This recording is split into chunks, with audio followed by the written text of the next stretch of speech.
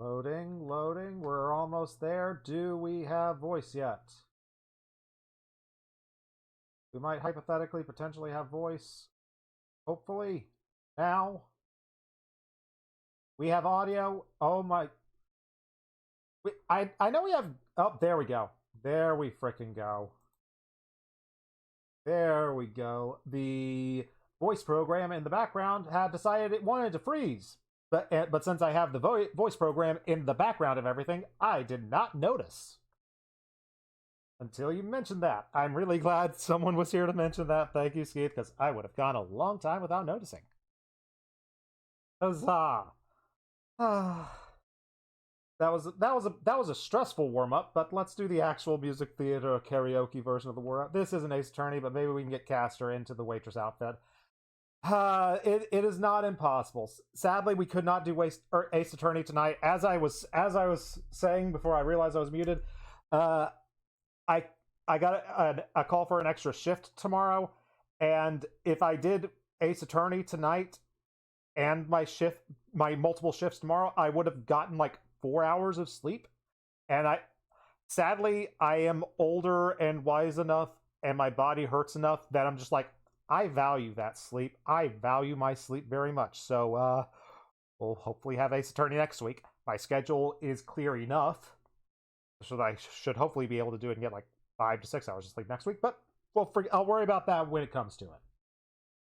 We will get back to our waitressing with Worst another time with our French friend. Do we call Armstrong a friend? I don't think I want to call Armstrong a friend. I don't trust Armstrong. We're going to do it. This isn't like a vocally taxing song. It's has a little bit of patter song to it, but it's more of a character piece. It's more of just like a silly villain song. Not much vocal warm up to it, so it might not be best for me, but it'll get the mouth moving when we get to the patter sections of it. We will be going with some Poor Unfortunate Souls from The Little Mermaid. If the karaoke didn't break. There we go.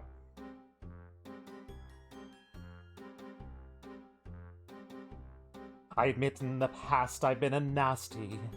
They weren't kidding when they called me, well, a witch. But you'll find that nowadays I've mended all my ways, repented, seen the light, and made the switch true, yes. And I fortunately know a little magic. It's a talent that I always have possessed. And here lately, please don't laugh, I use it on behalf of the miserable, lonely, and depressed, pathetic, poor unfortunate souls in pain, in need. This one longs to get thinner, this one wants to get the girl, and do I help them? Yes, indeed. Those poor unfortunate souls, so sad, so true. They come flocking to my cauldron, crawling spells, arsenal, please, and I help them. Yes, I do. Now it happened once or twice. Someone couldn't pay the price, and I'm afraid I had to rake 'em across the coals. Yes, I've had the odd complaint, but on the whole I've been a saint. Those poor unfortunate souls. Here's the best offer I got for you, babykins. I know a spell that will turn you into a human for 3 days. Now, it's got a procedural clause. Let's call it a squid pro quo. Before the sun sets on the 3rd day, you've got to get dear old Princey to kiss you. And if you do, you get to stay human forever. But if you don't, it's nothing drastic, darling, I'm sure. Oh, look, we got some small print here. Your soul is mine forever, and you're doomed to spend eternity in my watery hell-soaked lair. Oh, lawyers, don't you love them? But of course, there is one little tiny little thing. My fee. I'm not asking for much. Only your voice.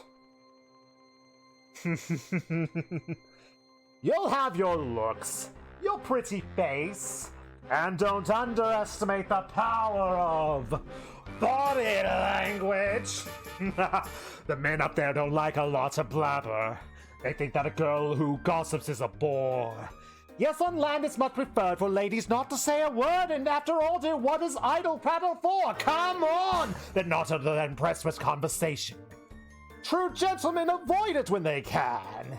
But they dote and swoon and fawn on the lady who's withdrawn. It's she who holds her tongue, who gets her man. Come on, you poor unfortunate soul. Go ahead, make your choice. I'm a very busy woman and I haven't got all day. It won't cost much, just your voice. You poor unfortunate soul. It's sad, but true. If you want to cross the bridge, my sweet, you've got to pay the toll. Take a gulp, take a breath, go ahead and sign the scroll. Thought some jetsam, now I gotta, boys. The boss is on a roll. You poor, unfortunate soul.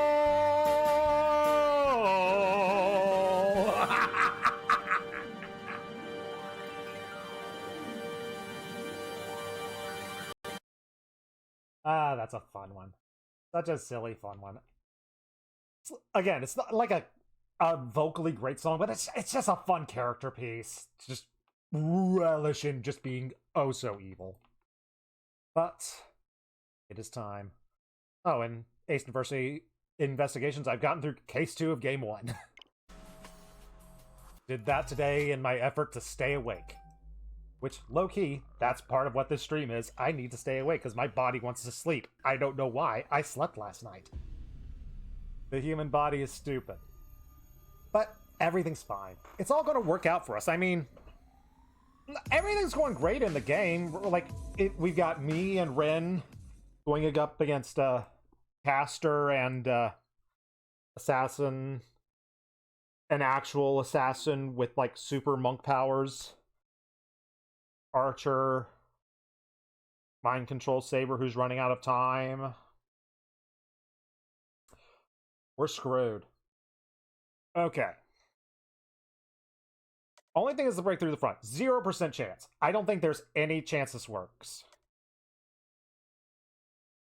I would say 90% chance the bottom one's the best option, but there is a chance that, like, if we can know a secret passage that Caster doesn't know about, we might... It's such a long shot. But if we can get to Saber, maybe there's something we can do, some crazy spell that can be cast that can help us. Probably not. There's also the fact that Ren is just like, yeah, I don't think the preacher is dead. And if the preacher's not dead, maybe he's gone to... If there is a secret passage in the church, our buddy Kirai could be there. And he could help us out. Our buddy the preacher, who we don't know is totally super duper mega evil, even though our character absolutely has no trust for him, because he hates the church, because he hates feeling guilty about all the people and orphans that he left to the church when he was, 10 years ago. So,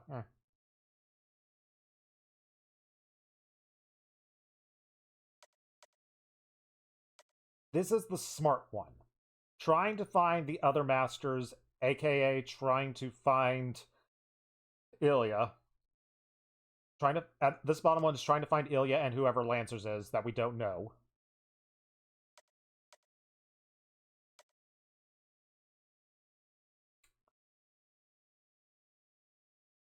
I kind of want to go crazy. I want to do the, 90% stupid thing, but if it works. Oh man, if it works, it's so good.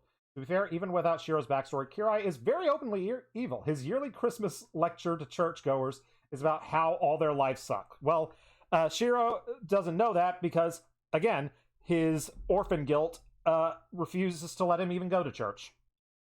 So he just hates Kirai because he's guilty. He has Catholic guilt despite not being Catholic at all. So I think I talked myself into trying this. Again, 90% sure this is a bad option. 99% sure this is a bad option. But I've talked myself into the 10%. Let's do it. It'll end up just like today if we fight them head on. Since we are inferior in terms of fighting ability, you can only execute a surprise attack on Caster's blind spot in order to win.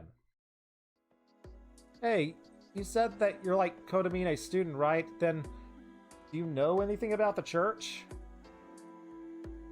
Well, I have stayed at the church several times. Oh, I get it. Sorry to rain on your parade, but there is no secret passage in the church. Dang it! That was the first time I ever saw the underground sanctuary. Even if there is one, only Kodamine would know. Man, you should have been better friends with Kodamine. This is your fault, Ren. I give up. I knew it wouldn't be that convenient. Knowing that priest, I had assumed he would have prepared at least that much. Yeah, but as long as we can't use it, we have to come up with another way. So, this is a hypothetical idea, but can you hear me out? Yeah? Do you have an idea? Look, Shiro, it's obvious I can't be caster by myself, right? Then a simple plan would be to increase our force. They have 3 servants in their possession, so we have to have at least 1 servant on our side too. Well, that's true, but by increasing our force, do you mean you're going to ask the other masters for our help? Okay. I'm almost tempted to reload, because it looks like we're just going to the same thing. No, we chose this one.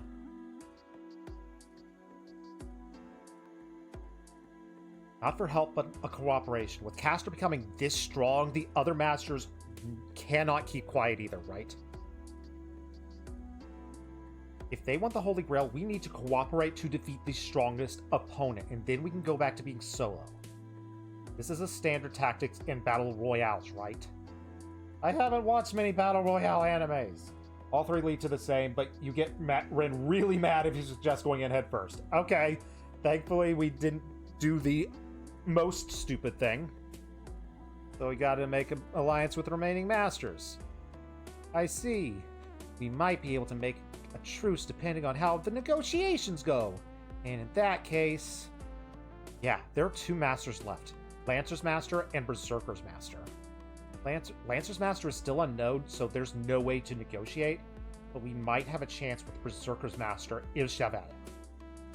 Berserker's Master. Psycho Child.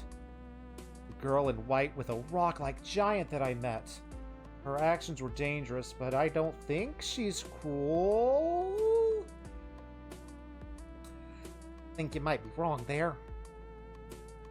Yeah, the girl might listen to us. She doesn't seem like she would propose any absurd conditions in return either.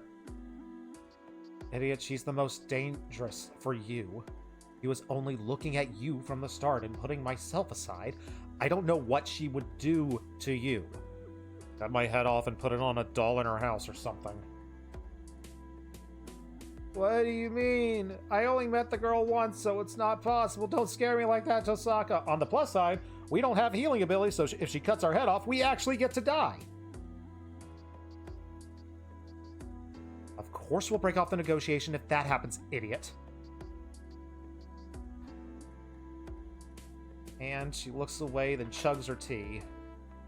But we can only bet on Ilchavel now. If Caster's identity is like Archer said, Berserker would be a natural enemy without a doubt. They knew each other when they were alive, so he should know Caster's tricks. Berserker can handle both Caster and Archer, even if they attack at the same time.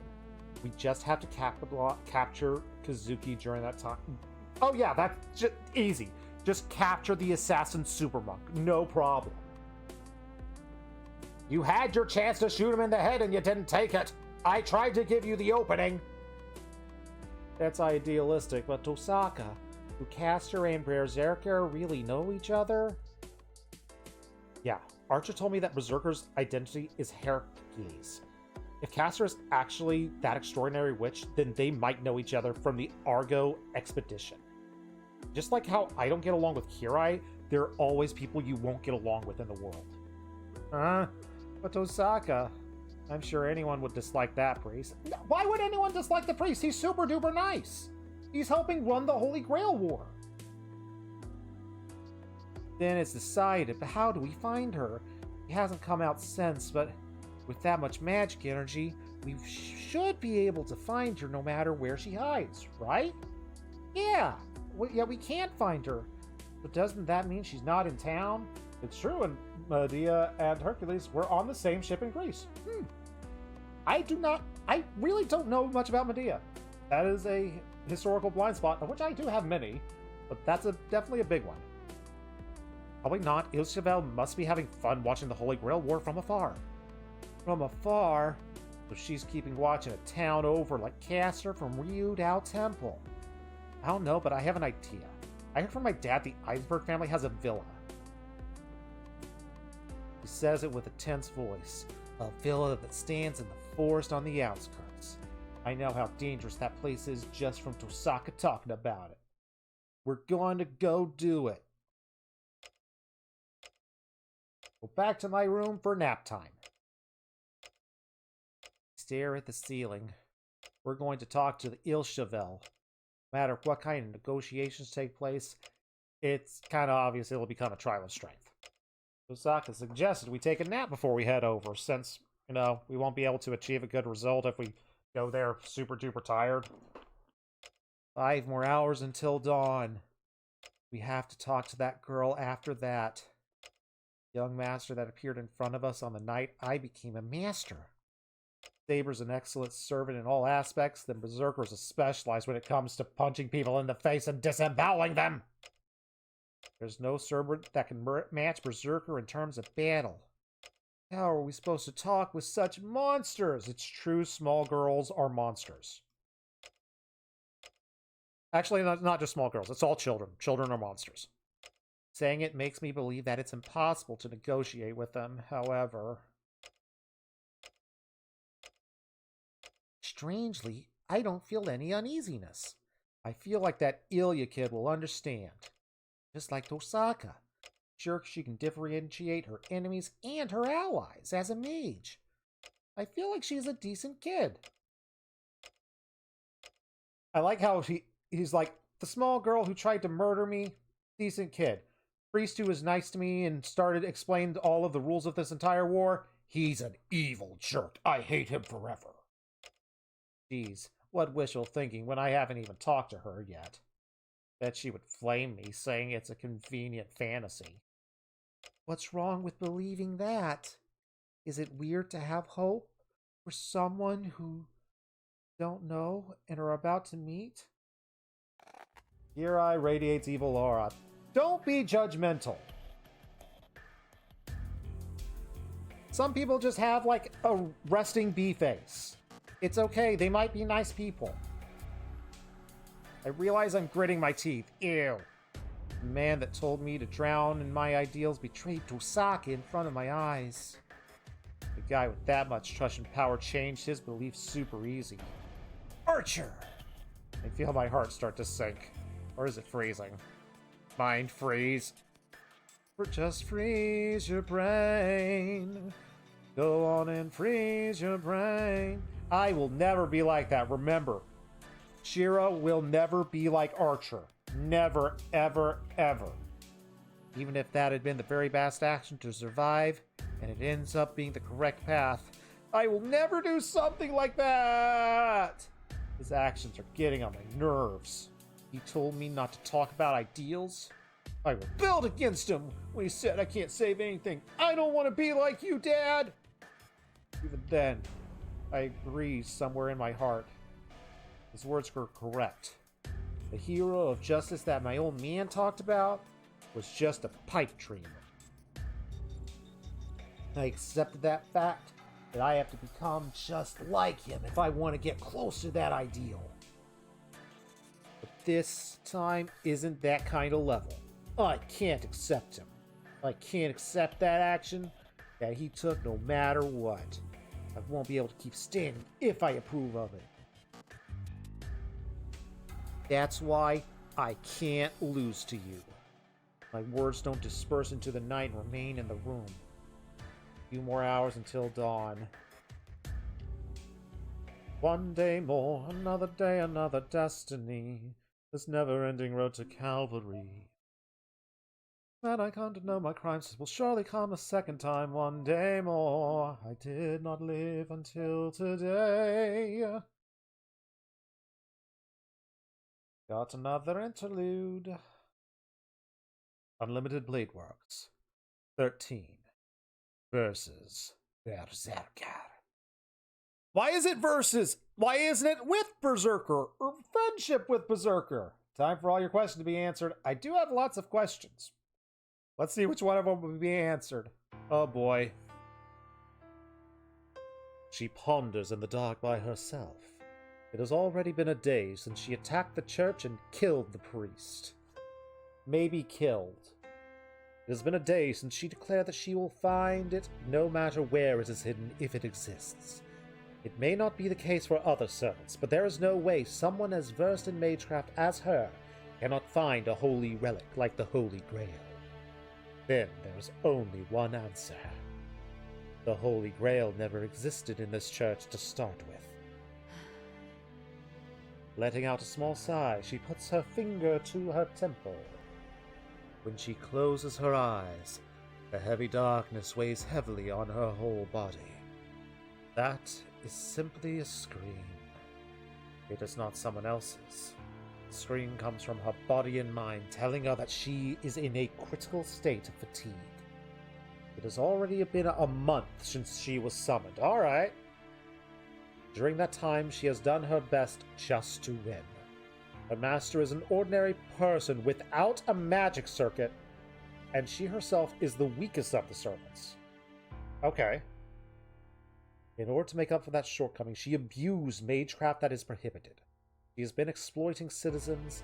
She's been manipulating the ley line using human sacrifices and the thread of magical energy that she placed throughout the town. That is the cause for why she was called a witch when she was alive. So she did like the exact same magic when she was human? But, oh, she had never used them before. She should have never used them, and she had no intention of doing the forbidden, so why did she end up using them for such a meaningless kill fest? She became a heroic spirit for her own revenge. However, she understands that it is meaningless to use the magecraft that diminished her to being a witch. She only uses trivial magecraft. It was her creed to inflict certain curses that people referred to as disasters. They could cause people to destroy themselves with their own greed and return to their true selves. Man, if I knew Medea's lore, this would probably be super cool for me. That was all the revenge she could manage. So what caused her to stray from her path so much? Let's learn about her lore, shall we? It should be up. Oh, come on! Boo! Boo! That was all the revenge she could manage, so what caused her to stray from her path so much?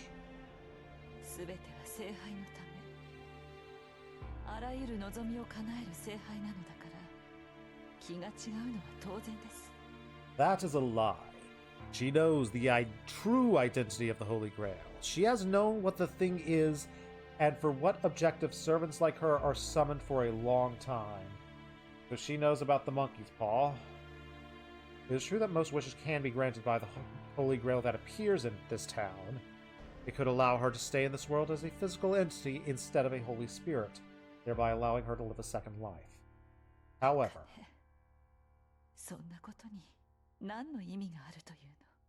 she mutters and closes her eyes. She empties her mind. For a moment, she temporarily lets her guard down and rests her mind. She hears the sound of rain. It was a moonless night. Her empty heart wanders in the surrounding pitch-black darkness. That is where she met him. With a bloody body and frozen limbs. That coincidence was a miracle among miracles. Wonder of wonders, miracle of miracles. It took place at the mountain that houses Ryodao Temple. Falling rain. Yay, flashbacks. She wanders aimlessly in the gloomy, dense forest. How were you summoned?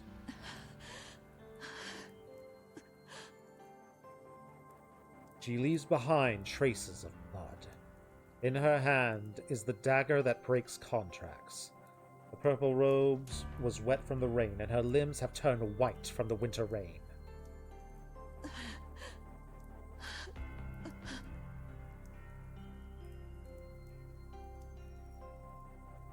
New theory? Was she summoned by a mage, but then she killed him and then just picked Kazuki as just a dude who she thought she could just manipulate? She staggers around, holding onto trees for support. She walked on, dirtied with mud, her breath ragged, reaching out her hand as if asking for help. She did not look like her usual self that is always composed. No, there were not even any remnants of magical energy. She is exhausted. There's only a fistful of magical energies left in her. For a servant, magic energy is like the body that allows them to exist. But she is losing all of her magic energy because her master was not supplying her with any. Okay, so I guess he did summon her, but because it's the same thing with Shiro and Saber, he doesn't have magic circuits. So how did he summon her? And was it on purpose? But that was only natural. She killed her own Oh, never mind. What my theory was right? That is the sole cause for her exhaustion. She, the servant known as Castor, was trying to disappear in this mountain as compensation for obtaining freedom.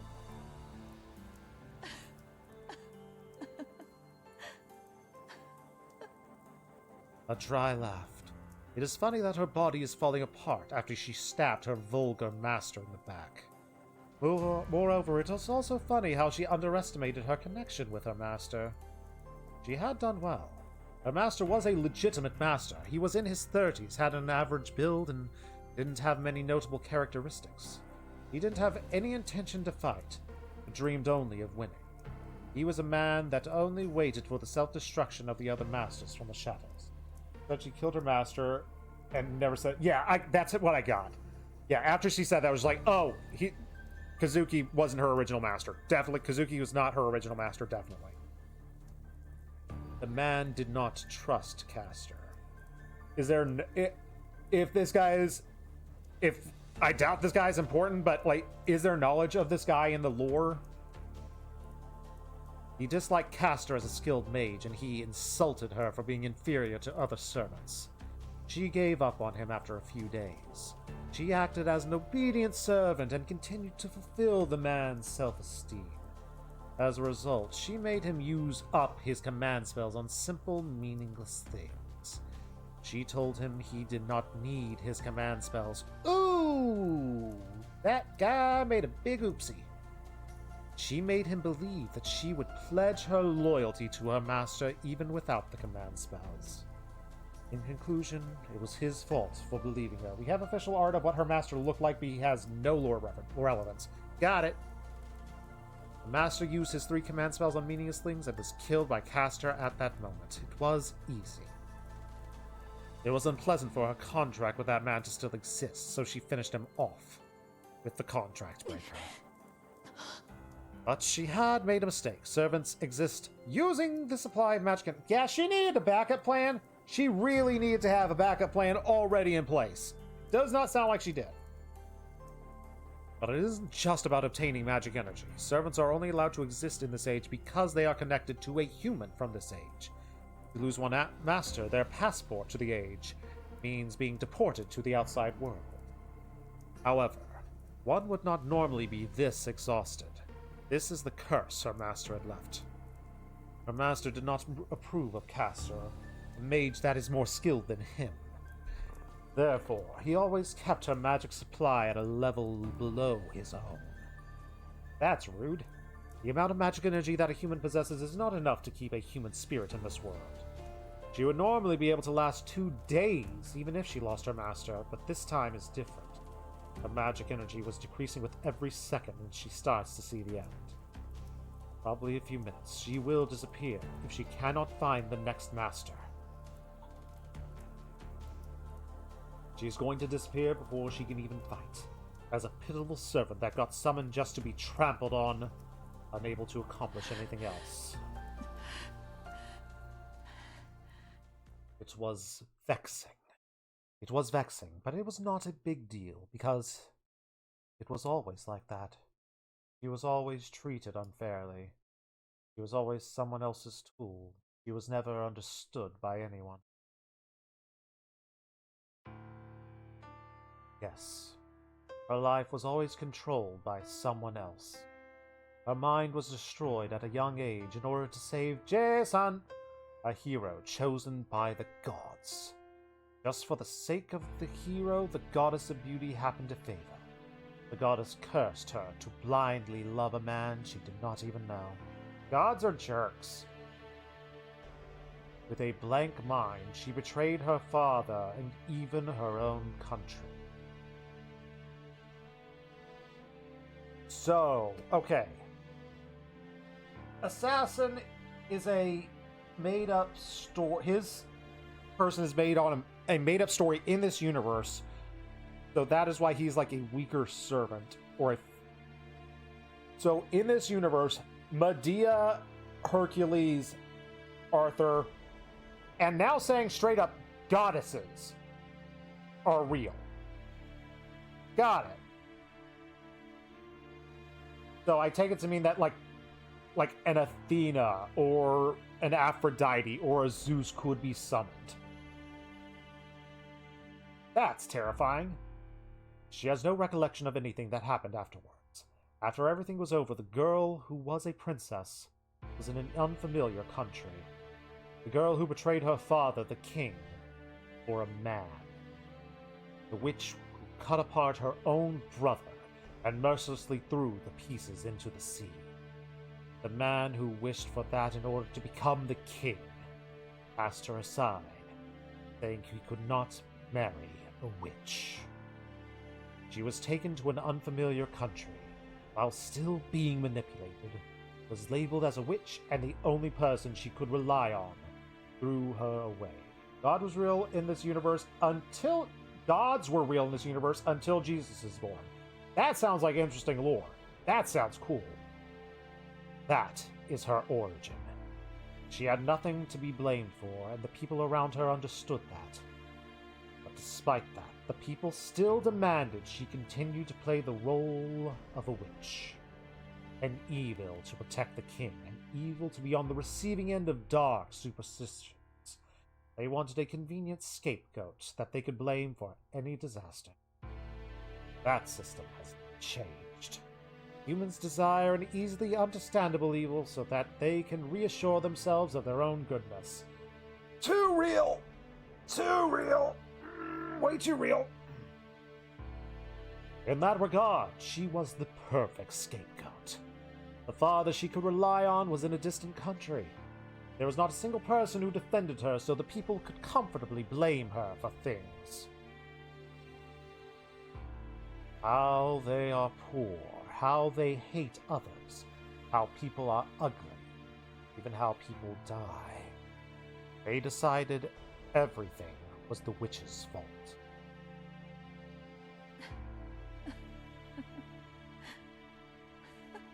That is why she just accepted it.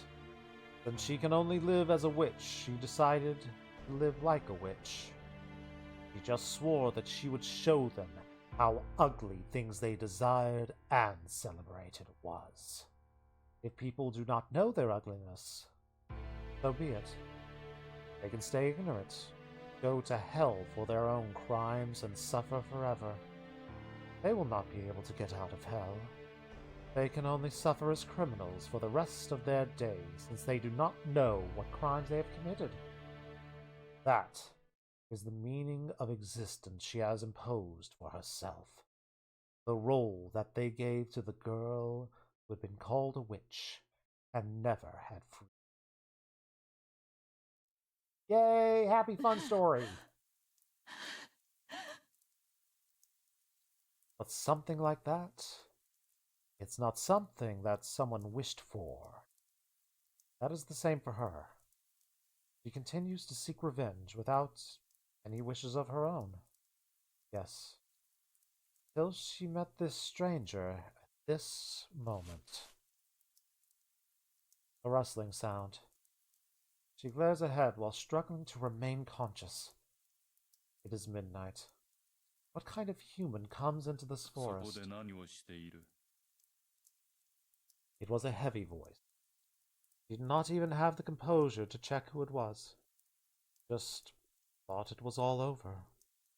She had no power to use magecraft. Her purple robe might have looked like a coat, but she was covered in blood from the waist down. A woman covered in blood is hiding in the rain. It was obvious what this human would do just from seeing that. They would run away, and what would they do after that? Either report it or pretend they hadn't seen it. Either way, could not move even if she wanted to. In many ways, Castor and Kazuki are like versus Shiro and Saber. Yeah, I'm enjoying. I am enjoying their vibe. I'm in like the weirdness of their relationship. Like she's like, I want more of it, and I'm glad we're getting this. This is really important to me to like just so I can know these characters. That caused the last of her spirit to give out. Her final moment was lonely and cold, just like the end of her true lifetime. Or so she thought!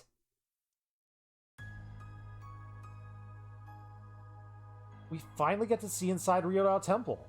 Alright! When she regained her consciousness, she was at that place.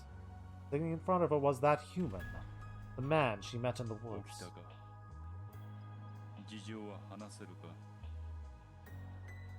Those were his first words. When she watched the man with blank amazement.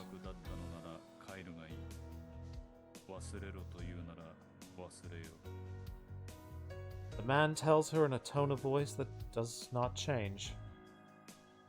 That was how she met her master, Suichiro Kuzuki. Kuzuki was a strange man. Should he be called a ghost? No, he is a Mr. Breathegood. He had no reason to live, but he had no reason to die. He was just there. He just did what was given to him. No self. That was her first impression of him, so she thought it would be easy to turn him into a puppet. She gradually realized that was a mistake. Kazuki had no past. He has no self because he has no past, but it does not mean that Kazuki himself is empty. In reality, Kazuki was a sincere man. He accepted her when she told him she wanted him to be her master, and when she revealed her identity.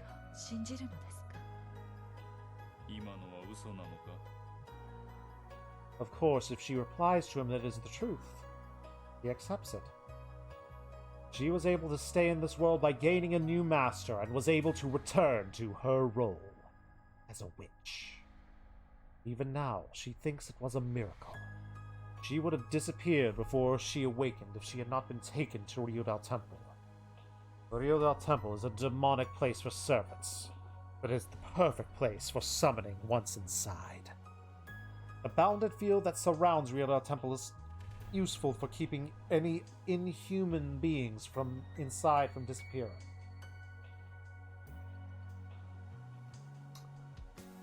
So I get like Ryodao Temple has just been around for a long time. I had assumed that bounded field that they kept referring to was made by Castor or her master.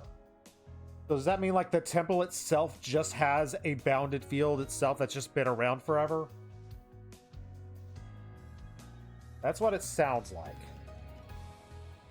She was saved right before she was going to disappear because she was brought to Ryodao Temple. If it had been a different place, she would have vanished after being taken there. As a result, she found the best ley line and an impregnable defense. The temple itself is special because this is where the Grail needs to be summoned. Oh. So this temple is just super duper amazing special. Man, I want to know what happened in those first 3 Holy Grail wars. She was easily able to take over the temple and figured out the mechanisms of the Holy Grail and summoned Assassin as the 5th servant. But such things are trivial. She was certainly lucky that night. Many miracles saved her, now victory is within her sight. But none of it is worth her thanks. If there were nothing, she would have just been as content to give up. There was just one thing that was really important. A very small matter that is not important for anyone else. The coincidence that she was able to meet Kazuki is a miracle beyond belief.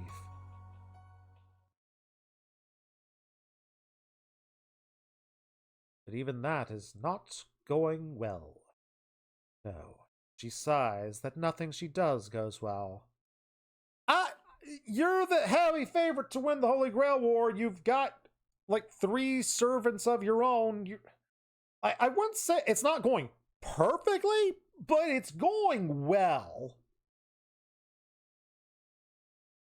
And while, like, you don't have the Holy Grail here, like, you seem to have the knowledge of it. So I assume you'll be able to figure that out? Yeah, well. Our master won't be happy if she does such a thing like this. She's not had any interest in the Holy Grail from the start. If she had a clear wish, she would do her best to grant it. But Kazuki has none. A one-sided relationship. They do not get along well. Even the fact that their relationship is like that shows things aren't going well. So the mummy hunter became a mummy, huh? Even the rare witch is pretty fragile. She turns to the intruder. It is not her master standing there. It is the knight in the red cloak, Archer. Archer.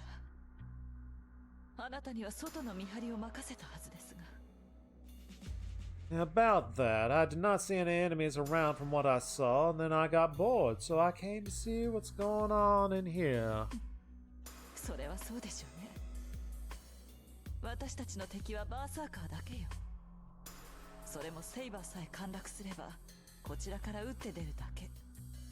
あなたが私たちに寝返った時点で、もう敵なんていないのよ。I just thought of something. Like, Shiro now has a better understanding of what his projection is and what it's capable of. Could he project Rule Breaker? Could he project Rule Breaker and just start a stabbing servants?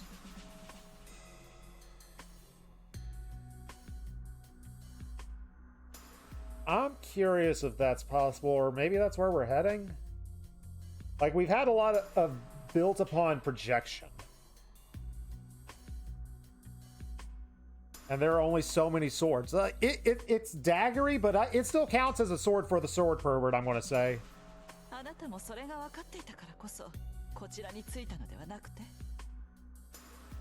Who knows? Don't you think I only wanted to break my contract with that master? Don't you think I didn't care who my master was, as long as it was someone other than that one? Neither Caster nor Kazuki has a wish, but Caster is trying her best anyway. Good for you, Caster. Keep trying to win. Archer's frivolous talk has some truth in it, but what does that mean? Does it mean that Archer has no intention of betraying, but betrayed his master only because he wanted to break the contract with Rin Tosaka? 小娘のおもりはごめんということ。確かに私たちサーバントは総じてマスターに不満を持つわ。あなたが愛想を尽かすのも当然でしょうね。No, she was perfect as a summoner, but some miscalculations occurred. And Caster, let me warn you, do not think that every servant is the same as you. At the very least, Saber and Berserker were satisfied with their masters. A righteous hero can only be summoned by righteous people. 何を今さら。ねじ曲がったマスターだからこそ、ねじ曲がった英霊を呼ぶ。そのようなこと。That is right. The quality of a servant changes depending on the summoner. Summoners with the dark shadows in their mind cannot summon heroic spirits who are on the side of light. In that regard, she and Ryder are not heroic spirits. A twisted summoner calls for twisted heroic spirits. Just as Ryder was once a beautiful being, so too was Castor once a pure being. It is ironic that the hero spirit that Castor summoned was a fictional hero. But it is indeed strange once I think about it. You and Ryder are the kind of beings that oppose heroic spirits, yet you are still summoned as servants. Well, the Holy Grail does not differentiate between good and evil. I guess it summons any human spirit that has power, huh? いいえ。本来そんな英霊としての側面もあるものなんて混ざり物は選ばれない。Originally, a mixed spirit that has a heroic spirit side was never. Archer knows Ryder identity, but he ain't telling. But where could Archer have learned those identities? I wonder if it's possible that he remembers things from the entire time. So,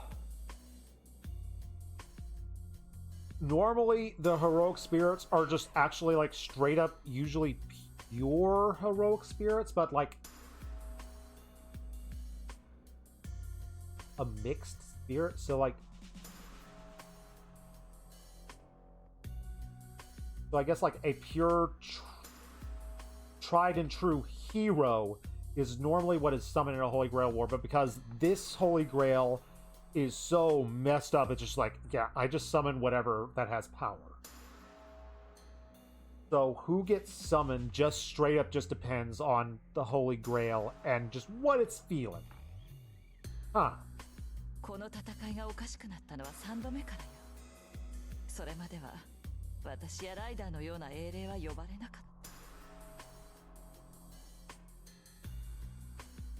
た。The irregular...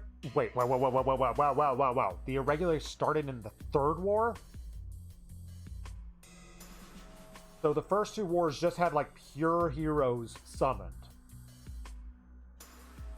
So was the Grail not corrupt the entire time? It became corrupted, like, somewhere during the second war? Or somewhere between the second and third? Okay. That does not concern her now. She is also not interested in the true nature of the Holy Grail. Her mission as a servant that goes by Castor is only to win this war. She's not interested in what comes after. No, to be honest, that is not the end she wishes for. But what does she wish for? That's the million-dollar question. What happens if Castor wins? Understood. Then I shall meet my master's expectations like an obedient servant. The knight in red goes up the stairs with an unchanging tone of his voice. She watches him in silence and takes a deep breath. One more day until Saber renders. She has not been able to find the Holy Grail as of yet, but she will be one step closer to the end once Saber joins her rank. What will happen once the war ends? Castor shall make every wish come true with that power, continuing to live as a witch, just as she swore when she was alive. Wouldn't be so bad. But there will be no reason once the war ends. Even if she still has the will, her owner will have no reason to be her master anymore.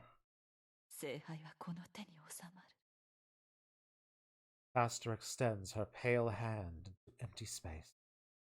Her long and hard work is about to be rewarded, but her expression is like that of a criminal who is about to be executed.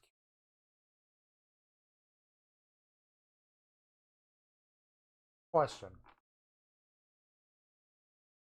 Was Kazuki dead in the Fate route? Castor said that she killed her master, but could that have just been the first matter? Could she have still had Kazuki there? And he was just like, he's just staying at the temple and not paying him any mind.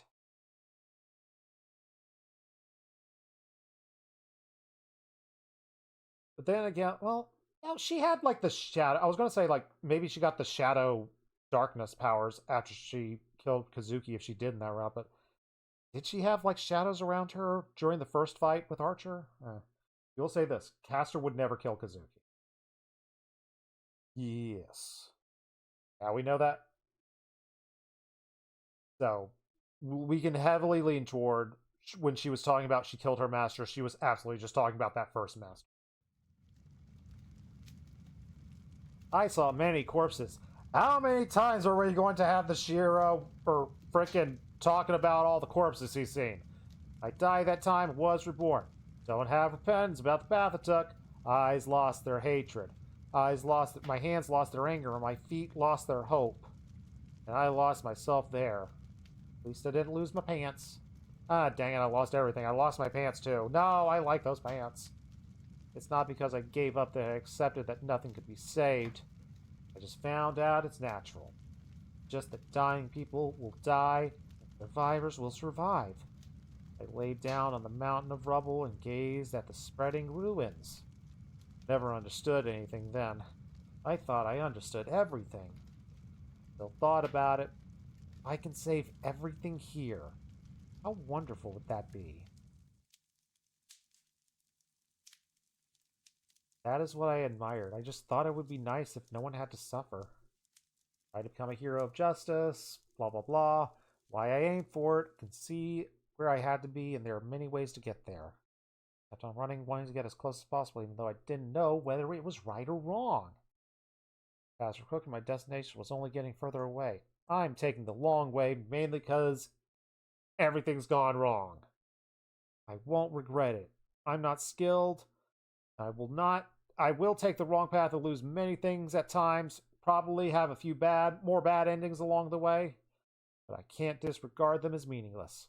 I gotta show meaning for why I survived for the sake of things trampled over and things that won't come back. Okay, I was about to say, like, wait, in this route, is Shiro considering using the Grail to undo 10 years ago? But just like, okay, now leaning back towards he won't do that. Won't lose for that sake. Can't be helped if I lose against others. But I can win against myself. I can always resist against my mind that says to give up. That's all I swore upon. That's all I ask of you. Close your eyes and we'll journey to the darkest day. Leave all thoughts of a life you knew before. Even though I'm walking down the wrong path, I will not regret believing in it. I believe, oh, I believe. Let's begin a day and hopefully not die. Let's go visit our good friend Berserker.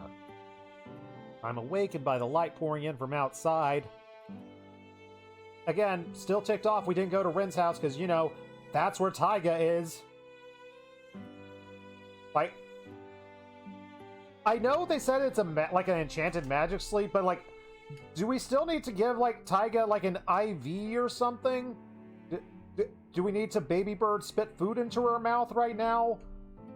Really worried about Taiga. I'm sure nothing bad will happen as we march into Ilya's house with no servants. Absolutely, no chance anything bad will happen. We're going to have to fight the maids, aren't we? The sky outside the window is super cloudy.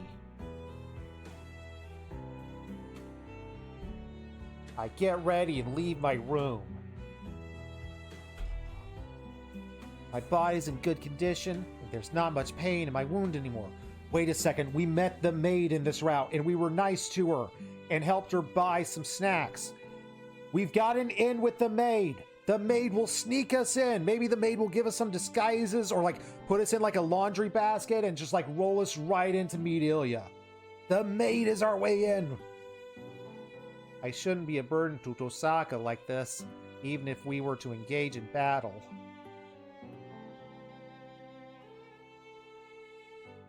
She's got a disguise! We're already on the same page. We're going to disguise ourselves and sneak into the mansion. We got this. You're here. Are you ready, Shiro? I'm ready, but, you gonna address the elephant in the room? Tosaka has transformed! Who is this person? I don't recognize you! What? You look like a newbie soldier who stepped on a mine and can't move. Are you not ready yet? No, don't you look a little bit different, Tosaka? Are those the same bows you always wear? Huh?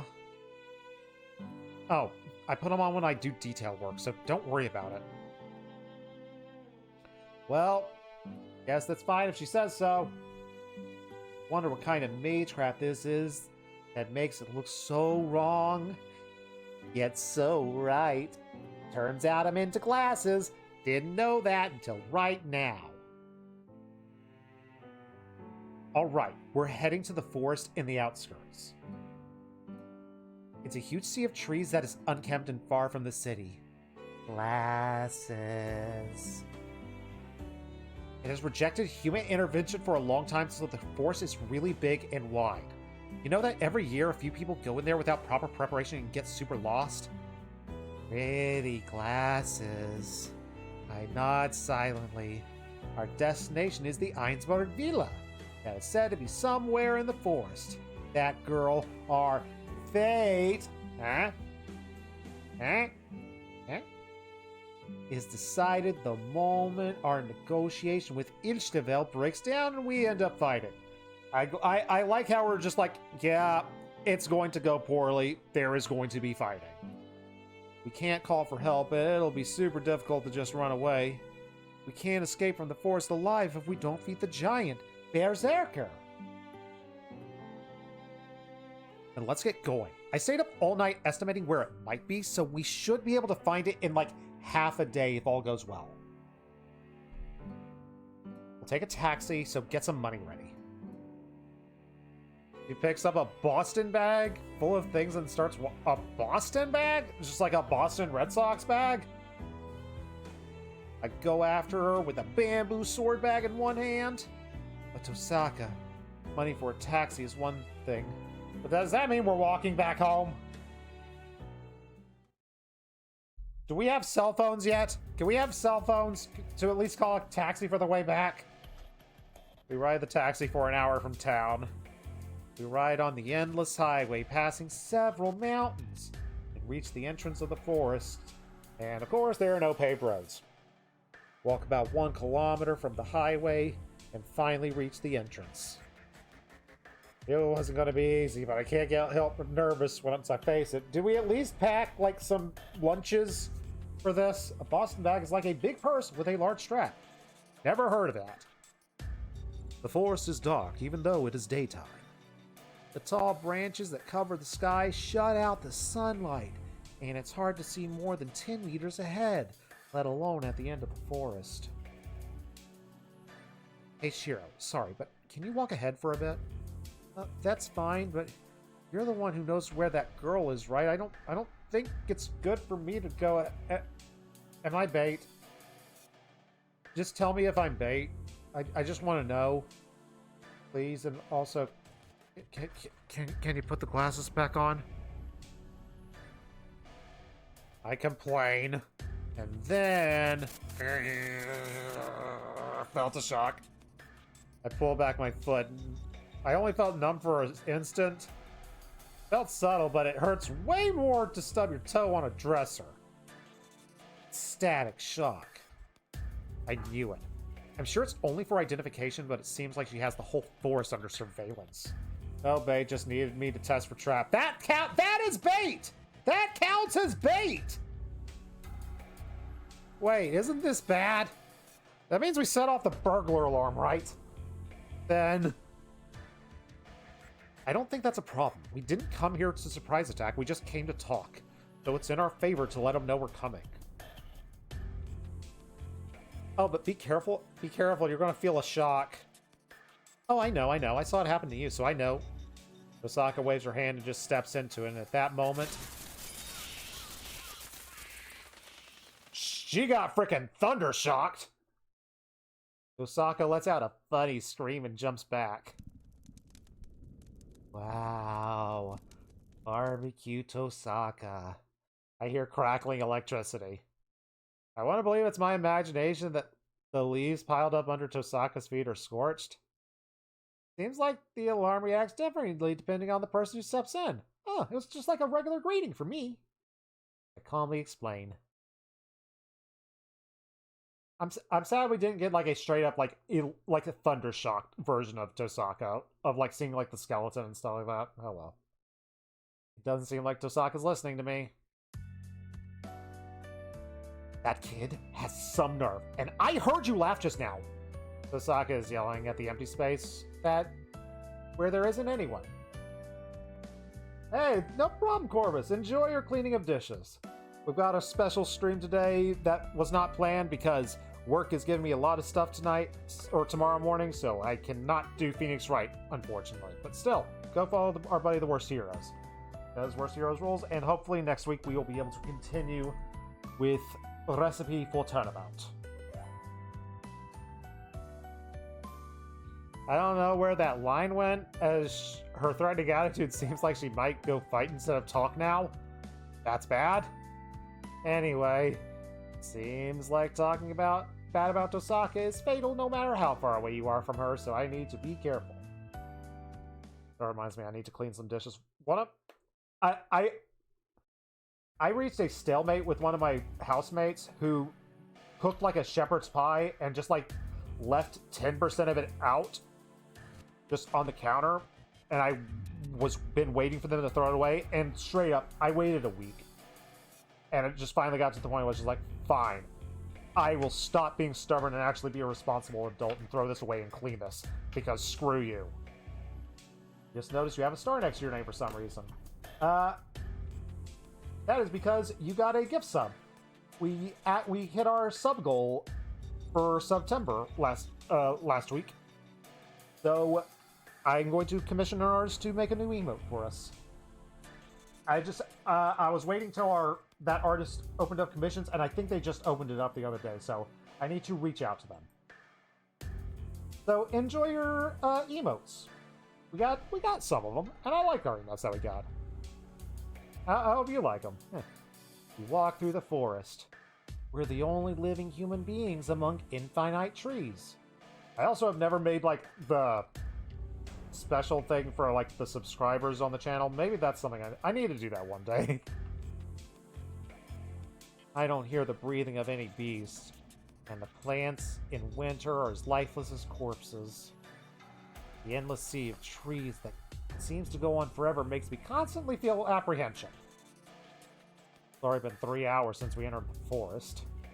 Way past noon, and just as I've become unable to tell whether there have been any changes in the landscape,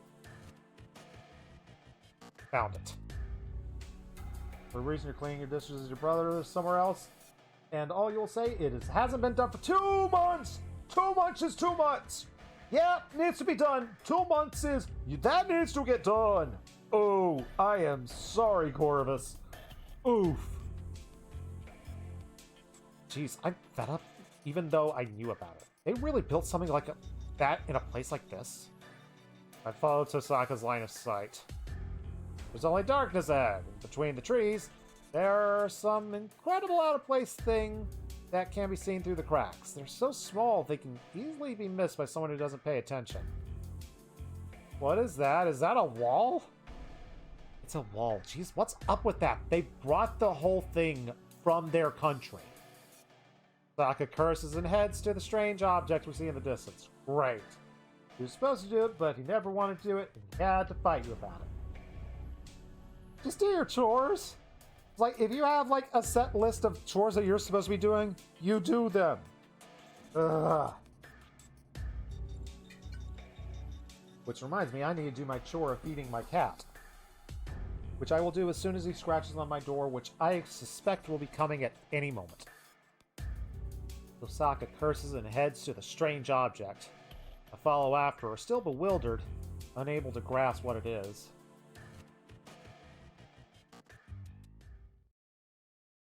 And we're out of the forest! Yay!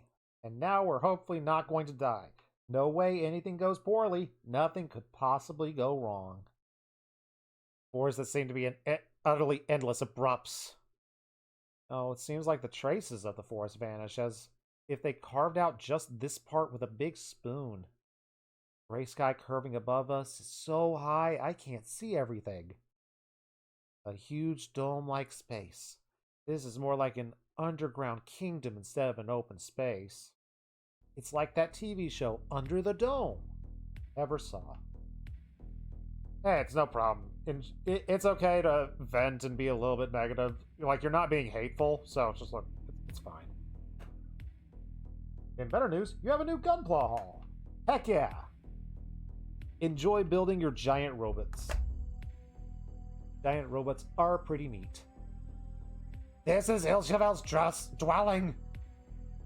Old castle built in the middle of a forest. Fantastic. There's a solitary castle in the forest that has no visitors. Too big for that girl to live in, but it's too lonely to live in alone. Time to charge. Ilchevel already knows we're here. Guess we should just go in confidently. And right on cue, Merlin demands food. Pick is in Heroes Discord if you want to see it later. I shall perhaps do such a thing if I remember to do so. But for now, Kitty is demanding.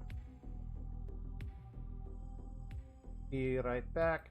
Let's have a distraction. What? What are we doing? Where's my distraction? There's my distraction. Enjoy a distraction for a minute.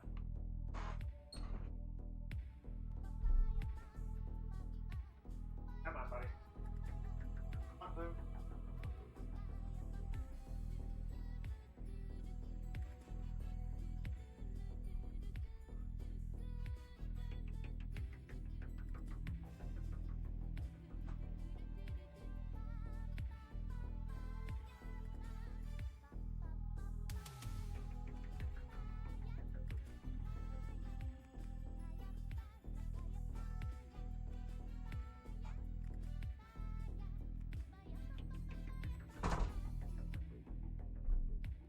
Love me some papaya. Erg. Get comfy.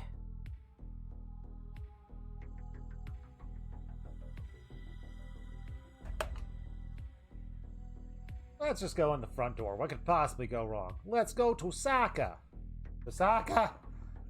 Tosaka looks up the castle with an alarming expression. This is great. This seems wonderful. Oh boy. What are you about to do? Her side profile looks as tense as it does when she's confronting an enemy. Osaka, is there something bothering you? Yeah. There's someone else other than us. Yeah, of course there is. This is where that Ilya girl and that Berserker live. That's not it. There's someone else besides them. Shiro. We're going to enter from over here. Wait! And without a chance to stop her, Tosaka just starts running to the big tree by the wall. Oh, that's not all. Tosaka grabs a branch and skillfully just climbs up? I'm supposed to have tree climbing powers? I look up in astonishment. Tosaka looks around the castle and... Yep. We're not the only one that's attacking, because I, unfortunately, saw the opening video for the Unlimited Blade Works path. I will not be watching the opening video for the Heaven's Feel path, because straight up, I know who is attacking, and I know what I'm about to walk in on, and it ticks me off that I know what I'm about to walk in on. Stupid spoilers in the frickin' opening video. Like, I thought, like, it would show me things, but it would show me things from, like the first couple of days of the path. Like, show me, like, all the servants, what they're doing. But, like, it straight up has shown... That video straight up showed me what I'm about to walk in on, and this is day 13. It's like, it's showing me day 13 stuff, and I'm sure it showed me other stuff from beyond, so... Definitely not watching the Heaven's Feel opening video at all. A shattering sound. Window breaks, and a red figure disappears into the castle. Guess I'm gonna find out if I can climb a tree or not. Come on, hurry. Something is wrong with the castle. Aren't we just here to talk? Oh well, what's done is done. What could possibly go wrong? The open videos weren't in the first PC or PS2 releases, by the way. They were added in the Vita port and carried over to this port. They're still evil. They are still evil for spoiling so much. So I blame the Vita. The Vita has ruined everything. I go out into the hallway from the room we invaded, before I can even marvel at how magnificent this place is. The abnormality Torsaka mentioned earlier grabs my attention. Sound echoing is definitely the sound of a battle. Sound of swords clashing? But is a storm-like sword fight like this even possible? Even the most intense sword fight I've ever witnessed so far, the one between Saber and Berserker, didn't make these sounds. Oh, and then I realize it. Doesn't sound like an average sword fight. It sounds like one against many, like there is a literal war going on in the castle. And one of them is Berserker. I mean, the castle is Ilshavel's castle. If the battle were to occur, it would only be when Berserker is attacking an intruder. I start running! Urgh! The sounds are echoing from below! Oh, judging from where the sounds are coming from, relative to our entry point, the battle's at the center, in the reception hall. I run through the unfamiliar castle. This isn't the time to be exchanging opinions. I don't know what's happening, but it feels like it'll lead to permanent consequences.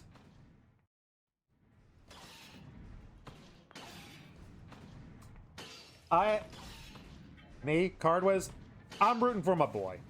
I love me some Gilgamesh. Gilgamesh is like my favorite character. So I'm rooting for Gilgamesh.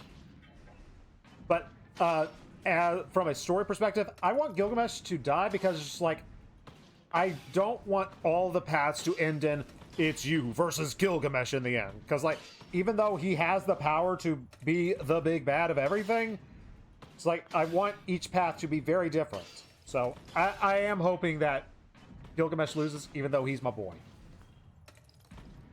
The fierce sword fight is happening close by. Alright. This place connects to the hall's atrium. Osaka checks the end of the passage. The hallway splits at a T-junction and both seem to lead to a terrace at either side of the hall. Let's split up here. I'll go from this side and you go from that side. Better split up and stay together, I guess. At least we won't both die at the same time. Where we are now, we don't have any way to escape if we're found. And we don't stand a chance either way. So we're splitting up. Oh well. I go down the other way. Shiro. She suddenly stops me. You know, right. Whatever happens, don't do anything. We don't have the option to fight right now. Run away as soon as you think it's dangerous. Run away even if one of us gets caught. Saving others comes after you save yourself. Is Shiro going to take this advice? Probably not. We'll see when we get there. I have a feeling that's where a choice is going to happen. Her voice is suppressing her emotions. She sounds more like a plea than a warning.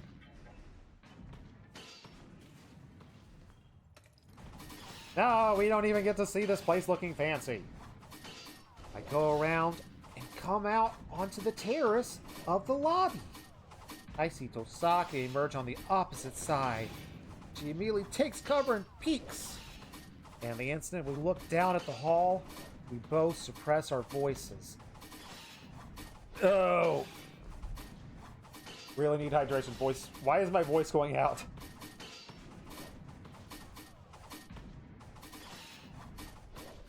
Because I know I'm about to run into my best friend. Shinji, what's my best friend doing here?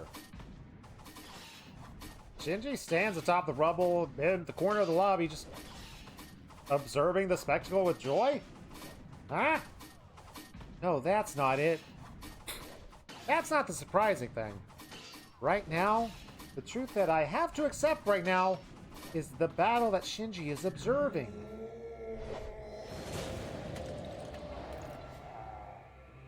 The black giant lets out a roar. The swinging axe sword stirs up a cloud of dust and crushes the rubble into powder. Berserker's no different than before. No, his blood-curdling roar doesn't compare to what it sounded like before. Behind the giant is a pale white girl! Berserker's master, Ishlebel. That girl that was always smiling so innocently, ready to kill, despite being unfit for a kill fest. That girl is now shivering and staring at her own servant, about to cry out. Her pale face is desperately trying to deny the despair in front of her. Someone help me. That's what the trembling lips of the Snow White girl seem to say. A whirlwind blows violently.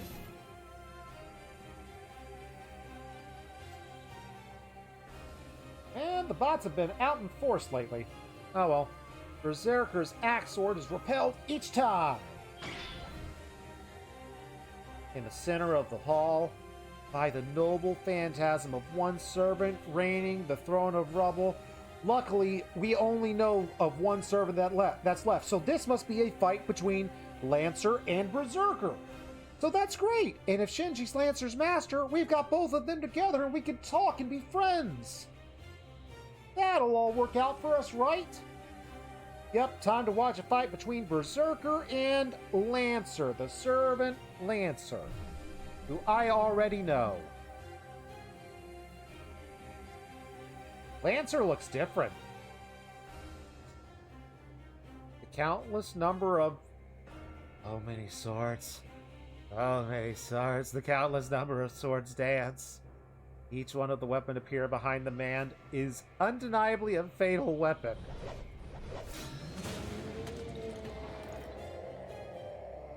They pierce through like hot water.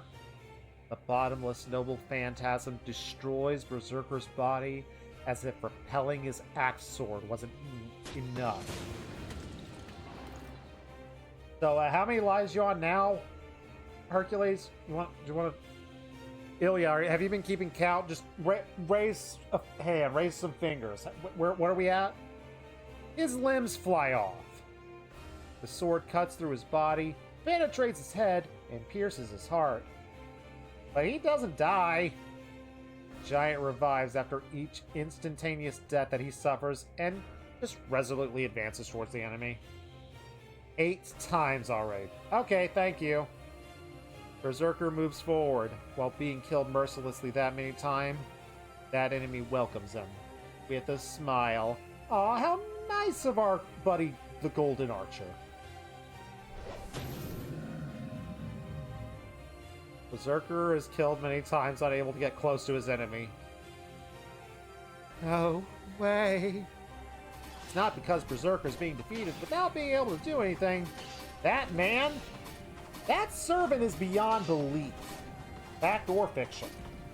All the noble phantasms that are repeated infinitely are real. I can tell since I'm a sword pervert.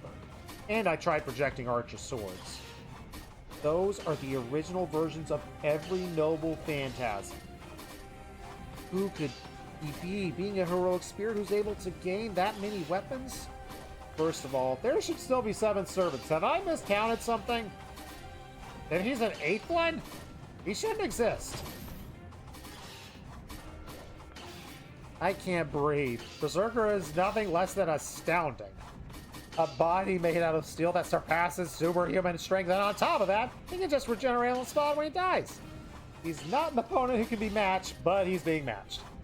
The 8th servant doesn't retreat from such a monstrous opponent and overwhelms Berserker with repeated magic swords and holy swords. Uh-oh. Oh boy. Oh, we about to see a Berserker go down. But all it takes is one. Just one good blow. Can he get one good blow off? When I look up, Tosaka's face was also really pale. Kinda natural. Space below us is Super Deathland, and we will die if we go down. More than that, that guy's a demon. a different atrocity than Berserker. This man lacks order and wishes for battles only for the objective of killing. But even with such an unusual enemy in front of him, the Black Giant is still the strongest. You got this, Berserker. You got this, right?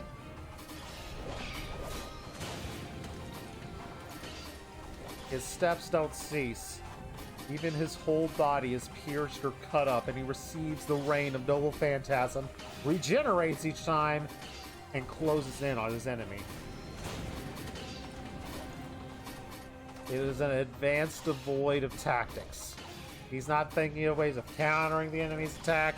He just moves forward as long as he's alive. It's a savage battle about just killing.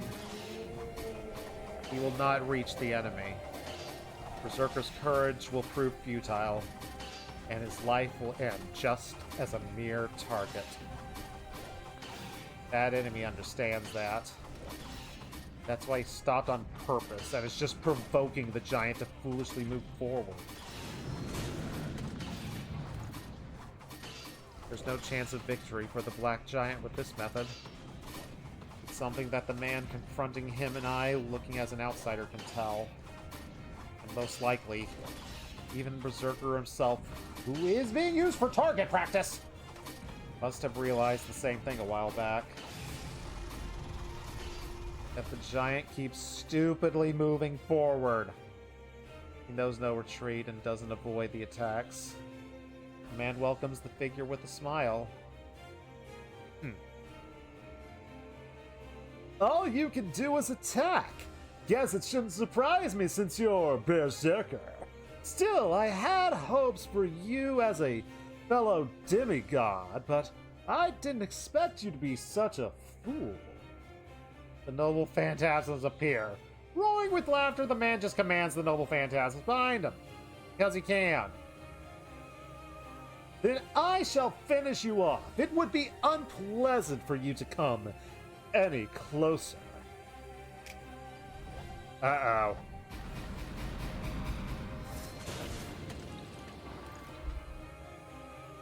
At his signal, the numerous noble phantasms attack the giant. The giant repels the majority of them, but at the same time, a majority of them take his life. The Black Giant shakes. The body of rock starts to fall. But the giant holds out and shakes off the noble phantasm, clinging all over his body. You got this! He does not got this.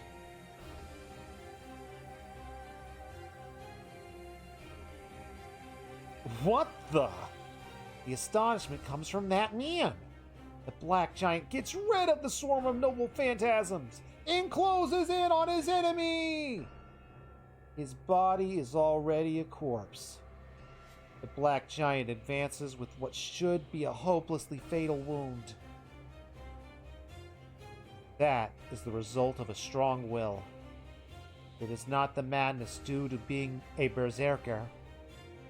The giant is facing this hopeless battle with strong will.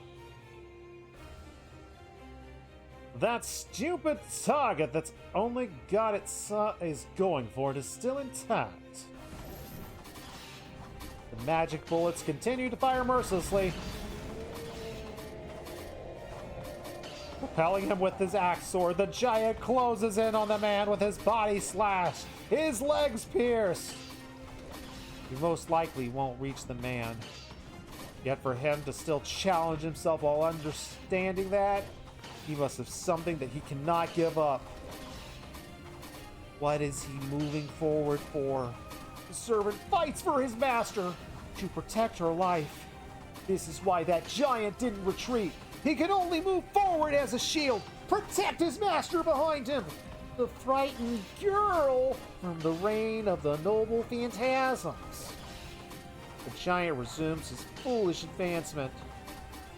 It's because he knew he could only defeat the enemy while protecting Ichtabel by taking all the attacks. And if he's able to reach his enemy, that is when he wins! It's that kind of battle from the start. Man has to kill the black giant before he reaches him. And the giant has to approach the man before his life ends. This is a battle where whoever accomplishes their own goal first survives. The giant's aware of that. Even if that is a battle he has no chance of winning, he lets out a roar. Coming out of his 10th death, the black giant runs. Charges toward the man, stirring her rubble like a bull charging. You son of it! Numerous arrows are released. Did he get used to it from the repeated deaths? Or was it his final charge? The giant repels all the arrows and closes in on the owner. Axe sword is swung! Strong sword that had not been swung at the man at all zips through the air with a flash. Chain of Heavens. The Black Bull is captured by the numerous chains that appear. Wait a second, those aren't swords unless there are swords at the end of them. Are there swords at the end of them? I need swords at the end of those in order for me to like them. What kind of noble phantasm is this? The chains that appear in midair lock up berserkers at binding space. Hey Huber, how are you doing? Gilgamesh summoning his boyfriend the chains to cheat. Oh. It's not cheating if you have an infinite item bag. Our boy Gilgamesh is just a character at the end of an RPG. If I'm at the end of an RPG and I have stored up to have all sorts of paralyzing agents, all sorts of unlimited healing potions, I have the right to use them. I will absolutely save all those things up to the very end. This is all that our boy has done. He saved up all his stuff from the 4th Holy Grail War. He just didn't use them, and he saved them for the 5th. I appreciate that. We should all appreciate that. Thank you, Gilgamesh. Thank you, Gilgamesh. He's a true gamer. That's what Gilgamesh is. The chain thing ironically makes you think of Phoenix Wright. Yeah, looks like our boy Berserker has a bunch of psyche locks right now. You're not joking about the boyfriend thing. The chains are actually in Kidu from Gilgamesh's Legend. That's cool. We'll see if he names it that or something. The chains tighten Berserker's arm and twist them in every direction.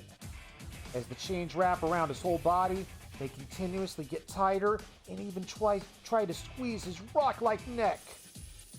You still won't die.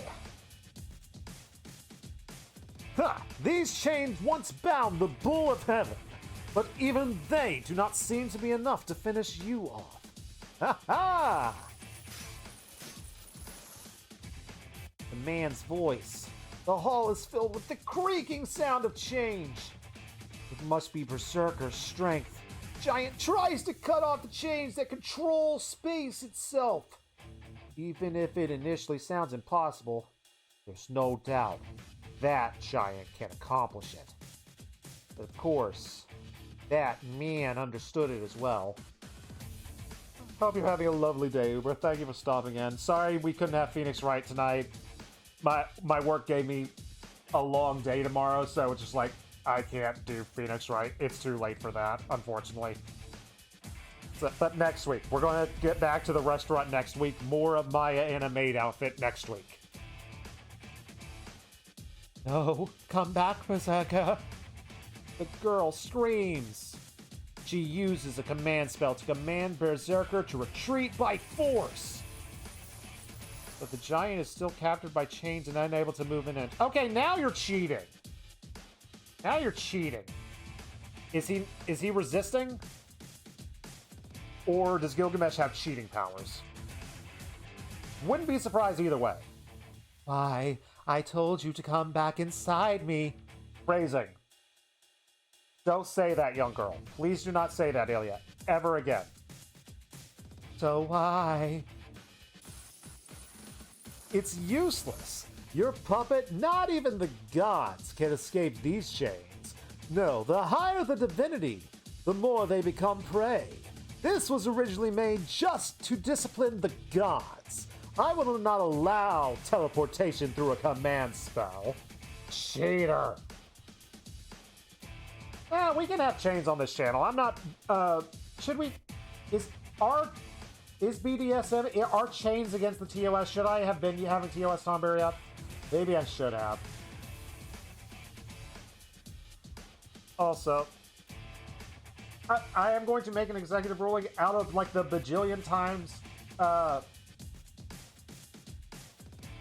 that Hercules was stabbed. I'm going to count one. I'm giving it one disemboweling. Like, it might be a lot. There might have been a lot of disembowelings in there. There might have been zero. He might have just gone for headshots and heart shots, but like the way they described it, I think there was at least one disemboweling. So we're going to up it to 14.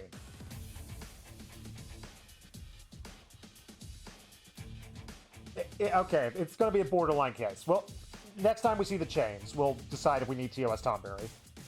Do hearts count as disembowel? I'm not counting hearts. I count disemboweling from like below the heart. I count disemboweling from like the lungs down to like the pelvis. From like, okay, in my world, disemboweling is from like a kind of strictest definition. We're going to go with from like right around here to here. Like if this area gets cut open or significantly pierced enough, I count that. That is a disemboweling in the definition that I am running on this channel.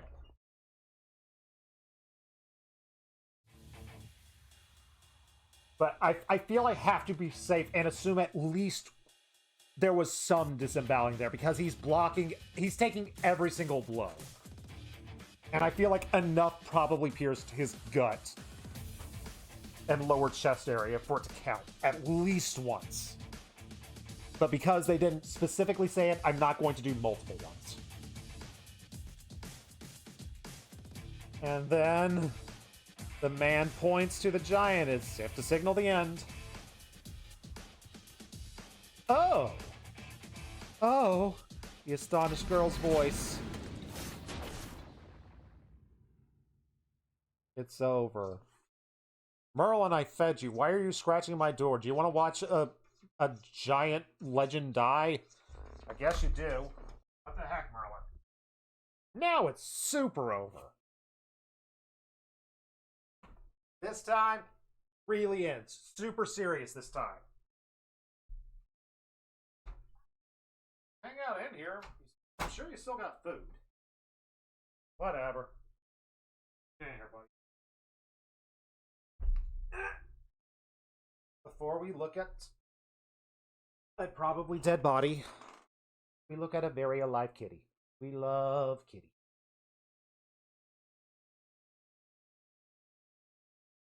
Yep, whether you like it or not, you are on camera, my friend. Baby wants attention.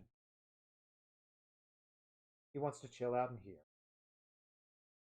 Got a little stray fur on your foot, ain't alright. Enjoy rolling around on the ground or something. Whatever you feel like doing today.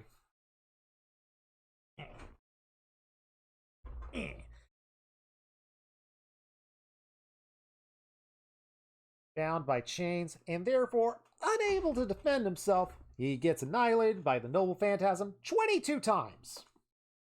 Black Giant goes silent as he's forced to assume the shape of what can only be described as this really weird BDSM-y statue.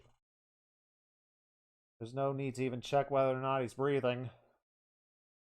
Even if he is a great hero that overcame 10 deaths, he should not be able to get back up after experiencing over 20. Yeah, even if he's alive, the giant doesn't have enough strength to even breathe. And the battle ends. Berserker down! Woohoo! Oh wait, we needed him. But, hey, we don't need Ilya. On the plus side, we've got our best friend Shinji here. Yay, Shinji! Our best friend who we did not murder when we had the chance. It was known from the start who was going to win. Berserker could not win against that servant. But no Berserker, you've got no possible odds against... Hey, no. We have our best friend Shinji. He is still here and totally will be our best friend and we'll team up together and it's gonna be super amazing. No servant can be a match for that man as long as they are a heroic spirit. Heroic spirits each have their own weaknesses, which have been preserved for their time as living beings. By extension, each servant's origin story is their weakest point. Then, what would the result of having a heroic spirit face off against someone who possessed all the noble phantasm, including the one that ended their life as a human? This is what happens. That's how your cat was supposed to look like, a long hair tuxedo cat. He was just poofy when he was little. Yeah, he's nice and poofy. Hopefully his hair problem has lessened. It's like he had a really bad problem with like his hair getting super clumpy all the time and just like was not grooming himself properly. But I think like through lots of shampooing, I think he's figuring out how to groom himself because he hasn't had like any bad like lumpy problems, which I'm very thankful for. Because we do not want to take him to the vet to get haircuts, because last time he almost died. He technically did die, I think, for a minute. Even if he may have been stronger as a hero, he cannot win against that man, as long as he's a heroic spirit. No, Berserker! The ghostly white girl runs to the black giant that became a corpse. Long hairs are a pain to groom. Yeah, it's if they can groom themselves, then dear Lord, it's so nice. But it's like for like Merlin's first year, it was horrifically bad. Like he didn't have another cat to teach him how to groom, I guess. So I guess that was the problem. And frick. The man mercilessly slashes the girl with a sword in his hand. We killing Ilya? I've been wanting to kill... I've been on the rooftop on the let's kill Ilya to kill Berserker train. Berserker's dead. No need to kill Ilya. Even if she's like super crazy and psychopath, it's just like, at that point, no, we don't kill Ilya unless she does something crazy and psychotic. That's rude, dude. He screams. The man takes away the girl's vision with a single horizontal strike. So that sounds like a headshot. Probably not a disembowel. For the next attack, he aims to stab her in the heart. But that misses. No, he missed on purpose. The girl is pierced in the lung and she coughs up blood. The chains are broken. What happened to game over? The black giant breaks the chain and launches an attack at the dude. And the man stabs the slow-witted target. The spear pierces his heart. One mere heroic deed earned him more life, surpassing his legend even in the end. Well done, Hercules. Let's see how far it gets you. He finishes off the giant with a spear similar to Lancer's noble phantasm, Giblog. Then it is. Really this time. Black Giant, super dead this time. Pretty sure. The sword is pulled out from the collapsed girl, leaving traces of red behind. The girl crawls through the giant that is no longer moving. Watching in delight, the man walks forward. Whoa, you don't know who this guy is? But what a jerk. He really is. He is an absolute jerk. I love him for it. But he's a monster. He threw away his sword. He's just going to use his bare hands to finish off the dying girl. Looks like we got new servant data added. It's our boy! Meet Gilgamesh. He's super duper strong.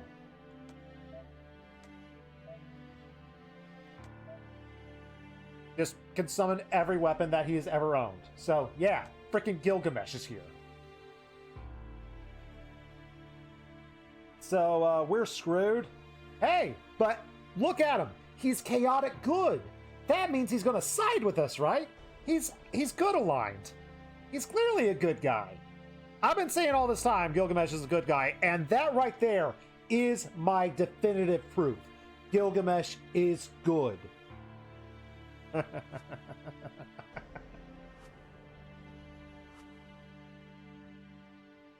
I'll die. I will probably die. I will die for sure this time. That servant has no logic. He'll kill anyone in his way, and if I don't get away from here before he finds me, I will surely be killed. So Well, Ren told us to protect... Ren told us to save ourselves before anyone. Do we trust Ren?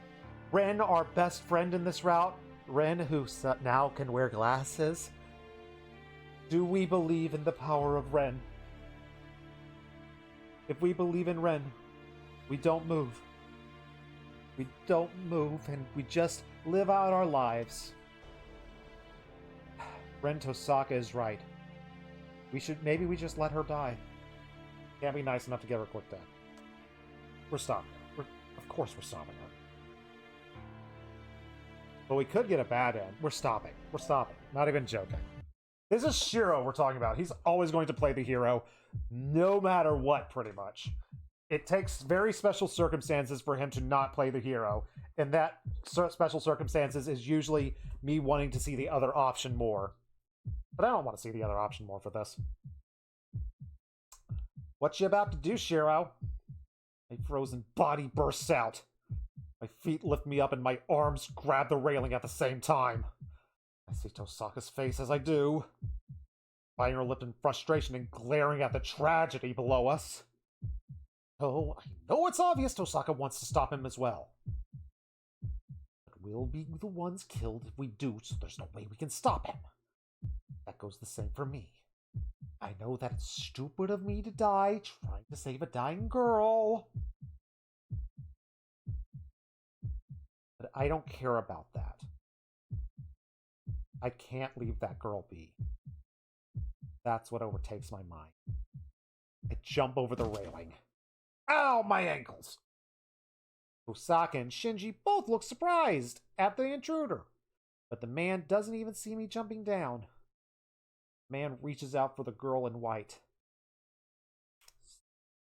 Stop, you! I yell at the top of my lungs. I stop him with all my might. Oh! Oh, he looks so nice. He looks so charming. Oh, he's the nicest guy. The man stops his arm that he tried to extend and slowly turns towards me by the wall like a Grim Reaper who just found some new prey. Hi, buddy. What you doing? Nice weather we're having here today.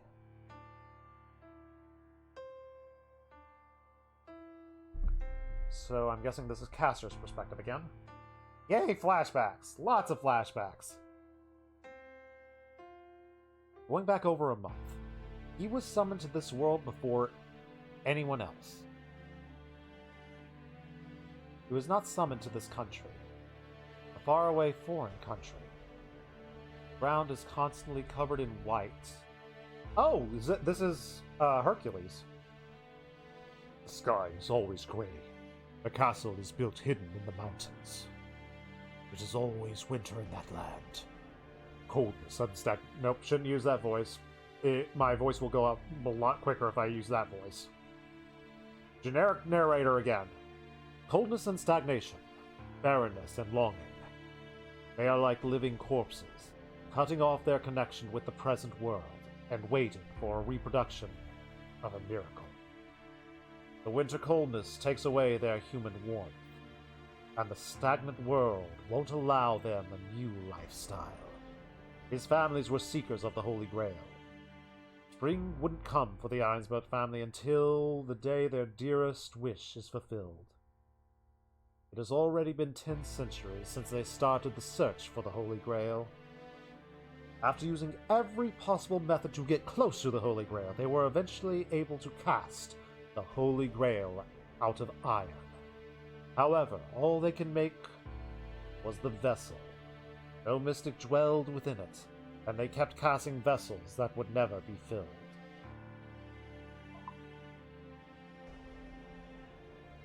But the foreseeable end comes to those days. They performed a ritual to fill the vessel with the help of outsiders. The results were both a success and a failure. The Holy Grail made. Though this time the Holy Grail would be filled. But it made many enemies at the same time.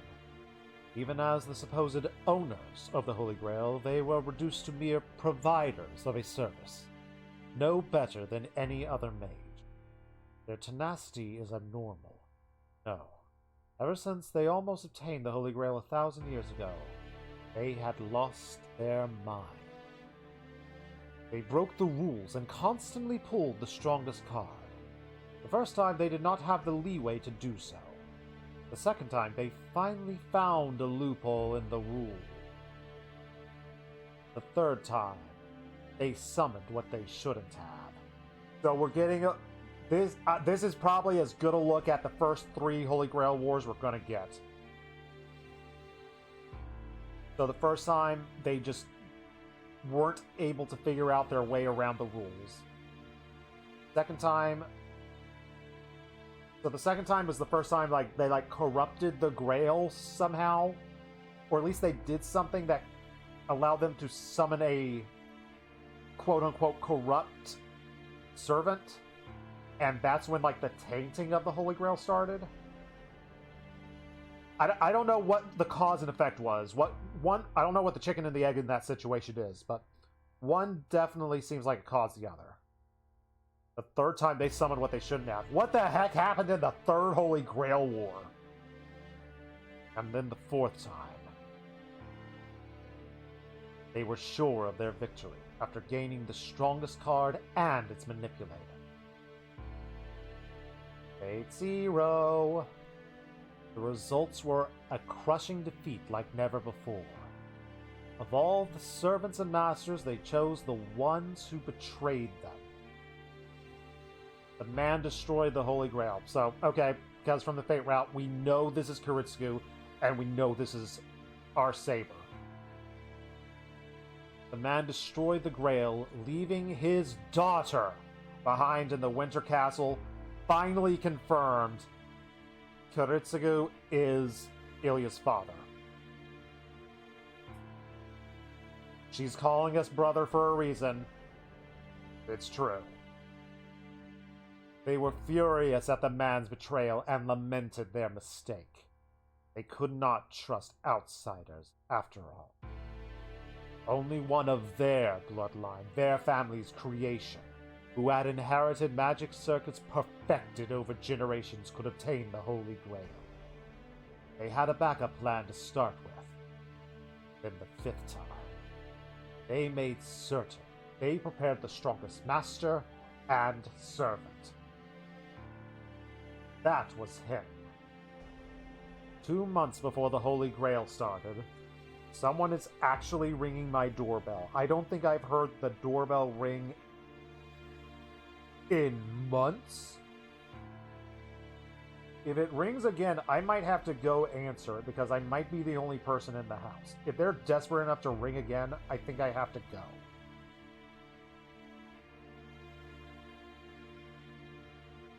They're desperate enough to ring again. Okay. So I guess we are ending stream here. This is unfortunate. But someone is desperate enough to do this, so we are very quickly raiding out. I don't know. sorry about this. Next stream will be Saturday of this. Who's streaming? Worst Heroes is streaming. We're gonna hang out with Worst Heroes. I'm really sorry to end here, but do we want to? Okay, we can just BRB. It's going to. This might be like 5 or 10 minutes. We'll stay on this screen. Sorry, I'm really sorry. Be right back. What the heck is going on? Why is someone actually at my door? Come on, Merlin, let's get out of here. They're still ringing it.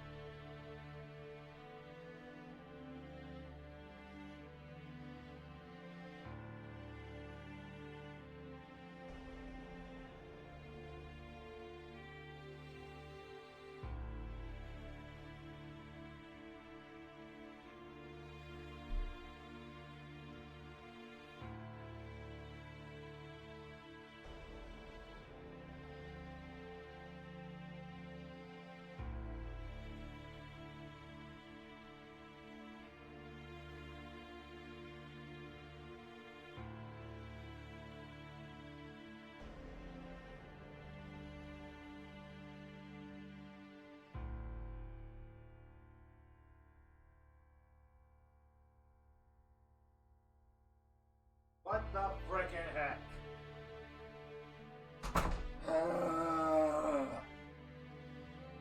Remember that housemate I told you about who left like half or left part of a like shepherd's pie out for just like a week, just because they're disgusting, I guess, or stupid, or I don't know. The front door was locked, so they rang the doorbell to get let in because I guess they forgot their key. But what they don't know is that we have a side door that we have a side door that they should just be that they do have a key to that they could just go in. I know they have the key to the side door because I confirmed it. So just like my housemate is just an idiot. Housemate was just straight up being an idiot.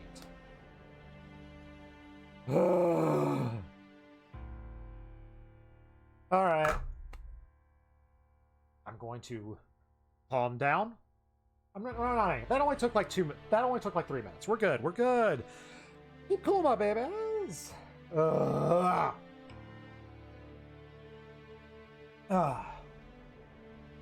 gonna Gilgamesh. Gilgamesh is a good guy. Gilgamesh is just doing what he has to do. He's just doing his job. I mean, really, we shouldn't be mad at Gilgamesh. We should maybe be mad at his master. Maybe, like, I don't know, kill Shinji? Granted, he might literally be the last person in the world who could stand up to Castor. And, of course, we know because Gilgamesh is kind of human. Not human, but he won the Fourth War. So he's still around. It's just like, how does it work with him being a servant? Because like he's become a servant. So it's just like, if we defeat Shinji, could Gilgamesh disappear? I would assume not, but maybe that's the case. And if it's the case, gotta love people with little brain cells. Yep. Not saying anything. He's young. He's young. He's allowed to be a little bit stupid, but he's old enough. He should not. He needs to learn from these mistakes. He really needs to learn from these mistakes. I hope he learns. I hope he learns. I hope the kid learns. really hope he figures stuff out. I wish we could have had the ad break during that. Oh well. Alright. We've got a few lines before the ad break starts, so let's do some more lines. No, we'll wait until after the ad because I'm still hot. I'm still hot. I'm still hot. I'm still hot and annoyed. Sorry to completely derail this, but just like that broke my brain. Like literally seeing him, and he was just randomly shirtless. He was just like randomly shirtless. Just like, what were you doing outside without a shirt? Just, were you out on the town without what? It's just. I don't know. I don't know. I don't get it. I don't get people. I don't get young people. Granted, I didn't get young people when I was young, but No, we're not ending. Not ending. We're absolutely not ending. I'm having a good time. I really want to get to like a really good stopping point.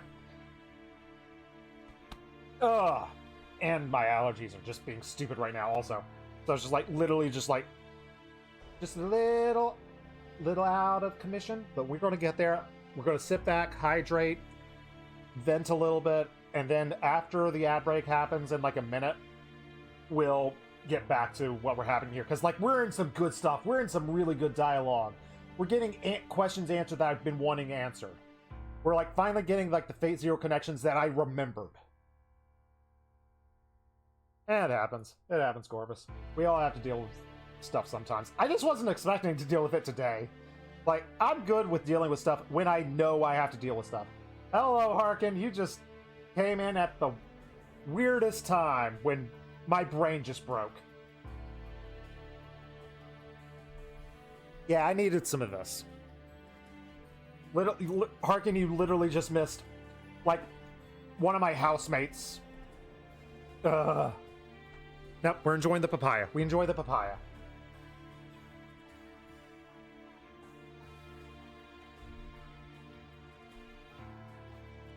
Papaya, papaya, papaya, papaya.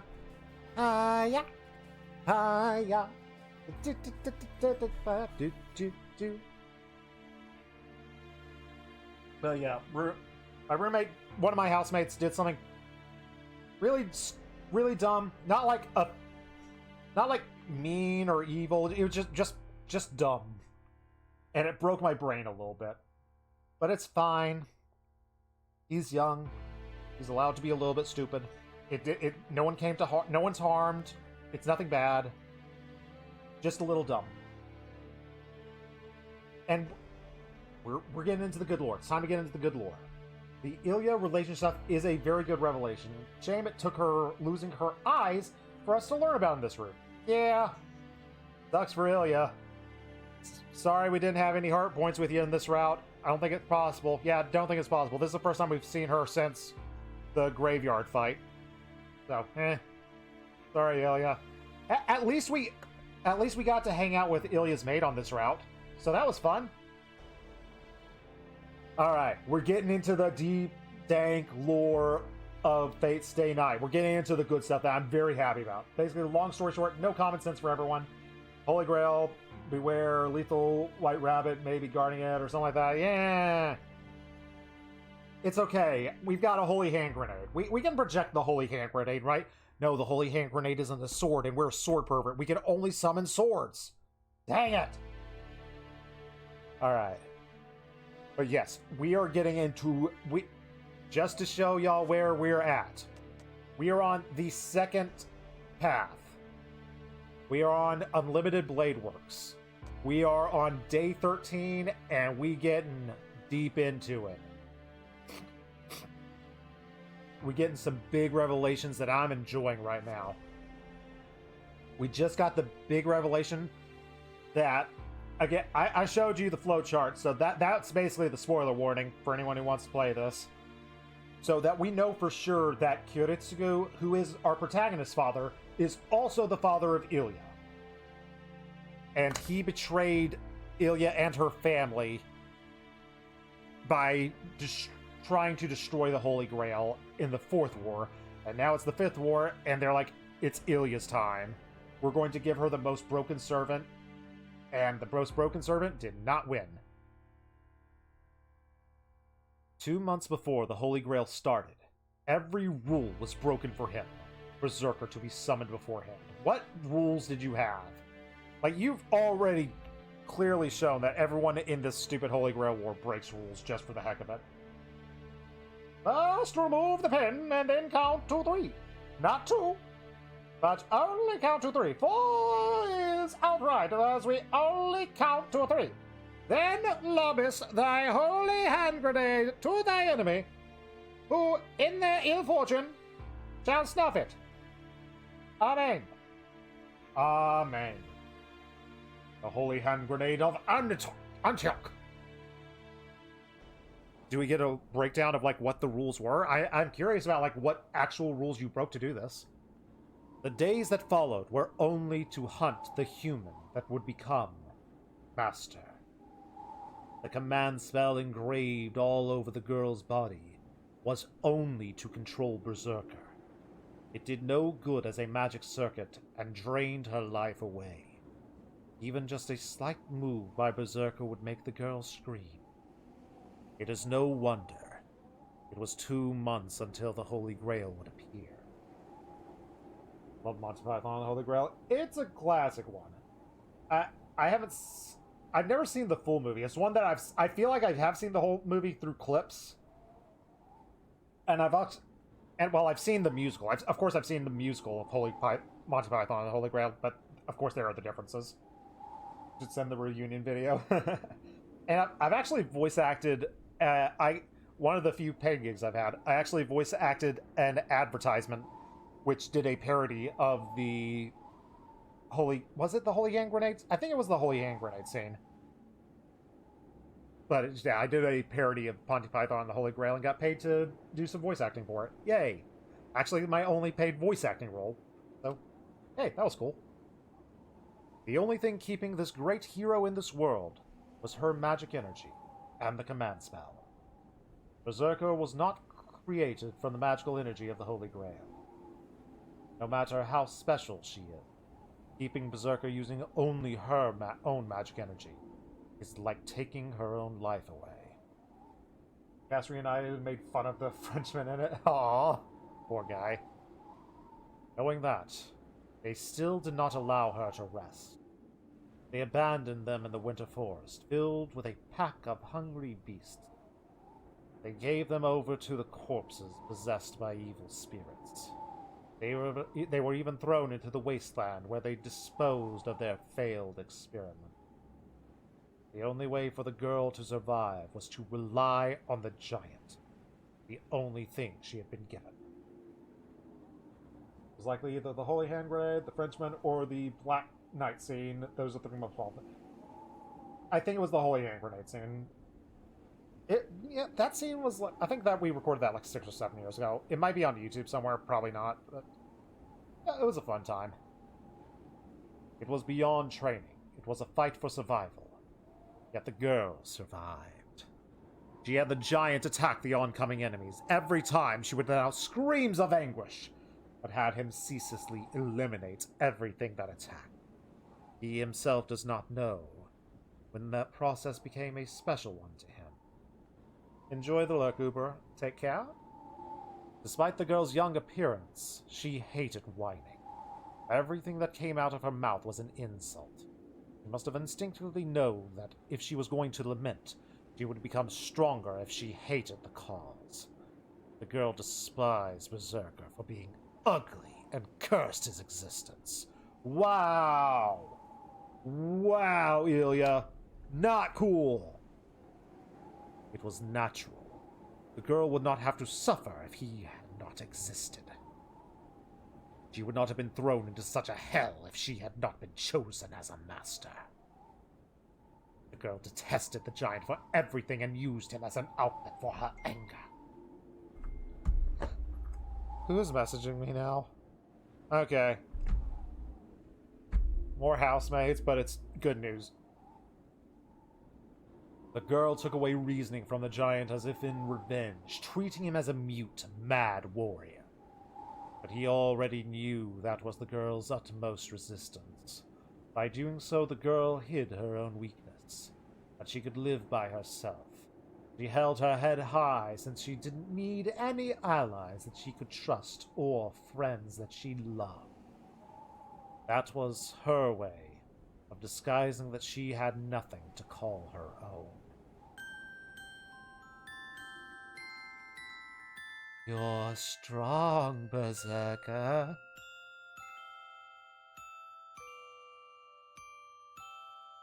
In the winter forest, the girl hesitantly touched his arm, stained red from the enemy's blood.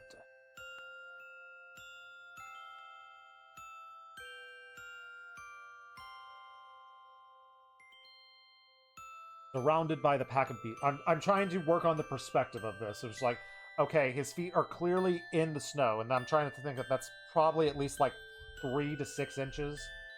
So I'm just like, she's probably like 3 to 6 inches in the snow right now, so it's like, maybe Ilya's taller than I think. Or maybe she's standing on a rock, I don't know. Send a video in the Discord. Thank you very much, Corvus. I shall remember to try and check that out later. Surrounded by a pack of beasts, the girl braced for death even as she desperately denied it.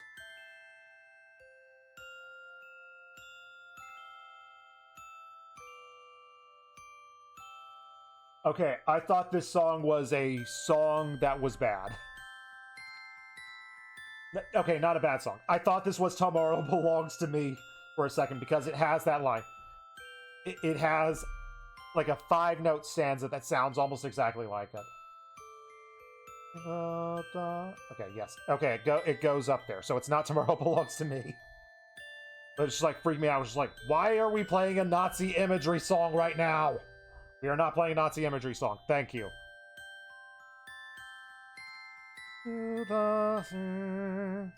That's the line. That's the one that's like almost exactly like it. At that time, he was not able to move without an order from his master, though he was the first to become the beast's prey. Maybe I'll sing that tomorrow. I do love that song. It represents evil, but it's like the evil people singing it. But it's a beautiful song and a terrifying song. I do genuinely love it. The pack of beasts pierce his arteries, tendons, and eyeballs with their fangs. The girl screamed seeing that. He couldn't remember what she said, and since he had his reasoning taken away. But the girl screamed not for her sake, but for his.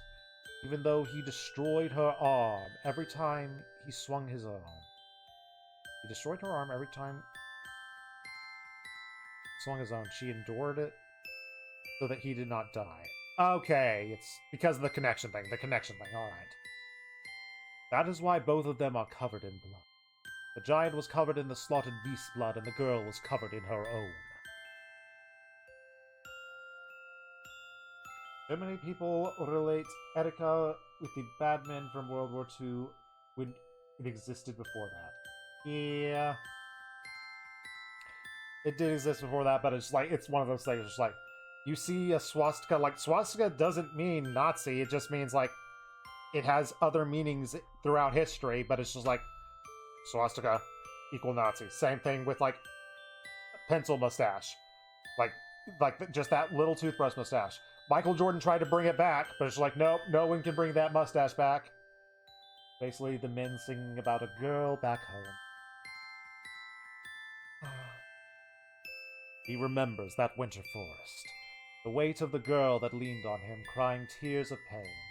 Song is Die, Lorelei, which is real. And he realized that the small, cold castle... I wonder, does that song have, like, German influence to it? Because, like, that would make sense if it does. German history. Although Lorelei is... I was gonna say, Lorelei's not German, then I realized I don't know what Lorelei is. What region of the world that name comes from. The Black Giant was the only one that the girl talked to.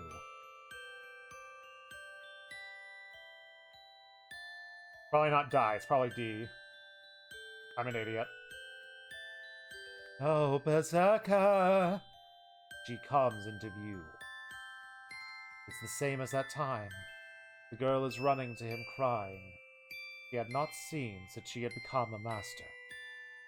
And the man slashes her. With a horizontal flash, the blonde enemy takes the girl's vision.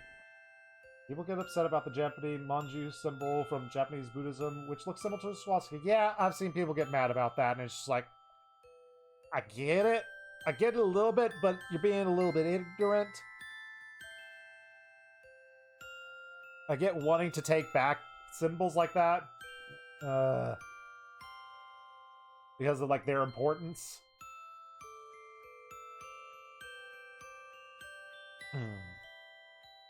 It's like, I can't believe I'm about to make this argument. It's like, it's the same, it's a similar ideal. I can't believe I'm making this argument. It's a similar ideal to the, like, the Confederate flag, and people being like, it doesn't represent slavery, it represents pride and our nation. It's like, nope. Slavery overtook that. Even if that whole ideal of, like, Southern pride and all that stuff was and had merit to it, it's like, nope, it represents bad stuff now. It forever represents slavery, whether you like it or not, and it does. And that was a flag that was only around for a few years. Like, the frickin' Japanese Buddhist swastika, like, those were around for much longer. But you still can't do it! Lots of symbols are ruined by bad people. It really sucks. I hate it so much. The blind girl runs in spite of that, tripping over rubble. The slender body falls. There, the enemy's sword is swung. The sword misses her heart. Her lung must have been pierced as the girl coughs up blood. It is not instant death, but it is fatal. The girl is left with nothing as her vision is taken away, her lungs are broken, and she even lost her servant. If she could die peacefully, it might at least be a salvation. She could go to sleep right there. However, it hurts. It hurts, Berserker. The girl is moving forward, leaving a trail of blood behind. He crawls towards the black giant, fumbling and crying in anguish. How much power was left in him? He breaks the chains with all his might and grabs at the man. And the magical spear is thrust. It pierces the giant's heart. And it ends. The man pulls out the spear as if nothing happened, and the remaining power in the giant disappears.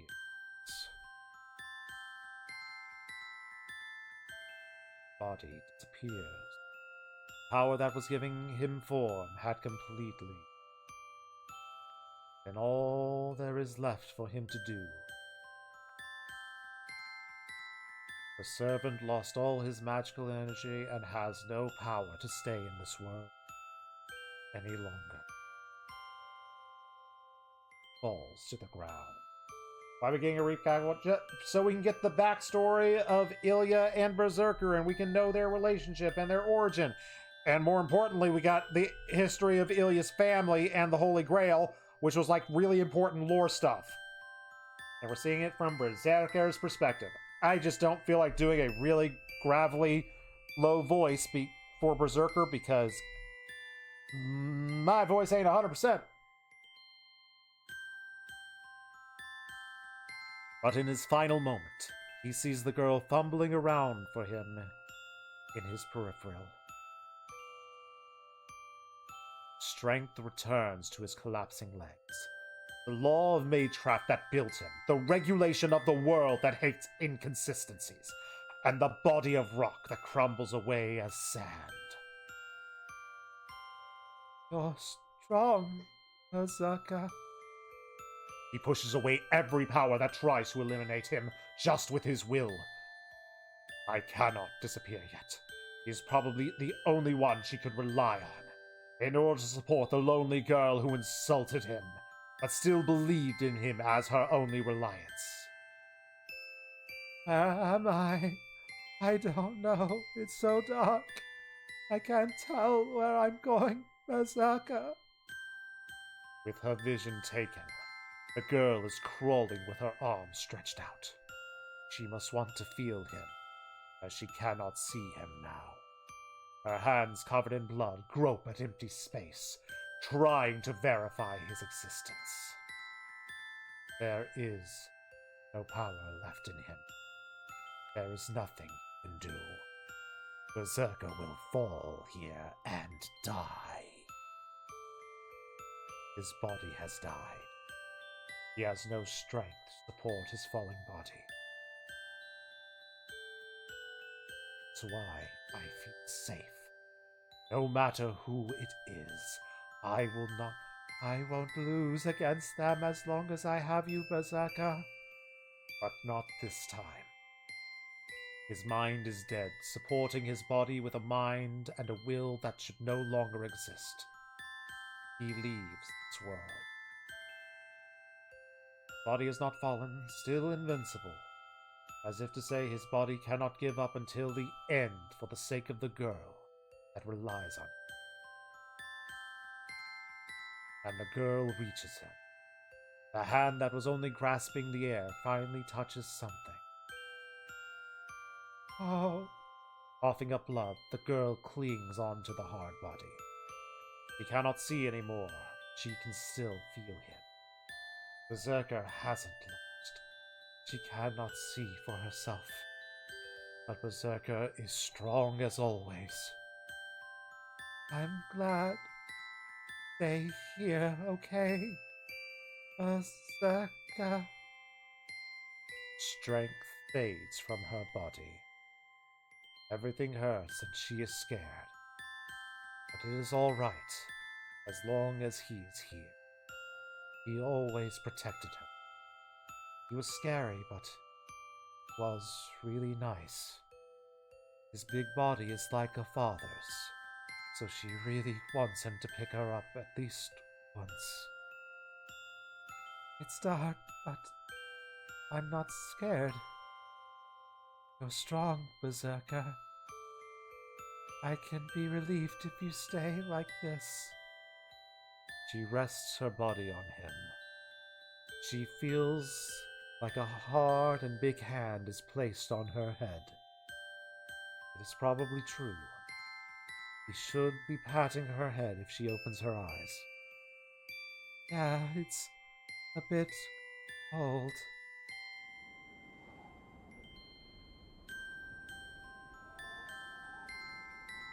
Her body is cold.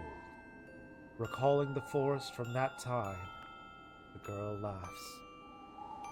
It was a long time ago already. Recalling the giant that protected her even while getting injured, she happily falls and loses consciousness.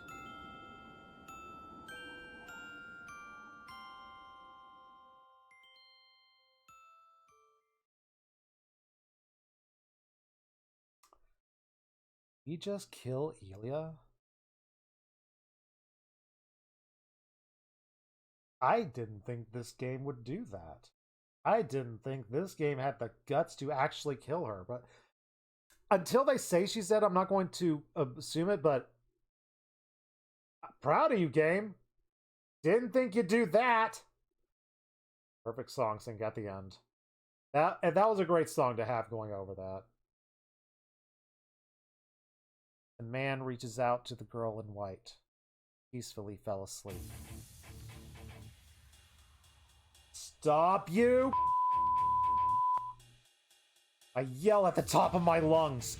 I consider my own danger or what could happen to me. Oh!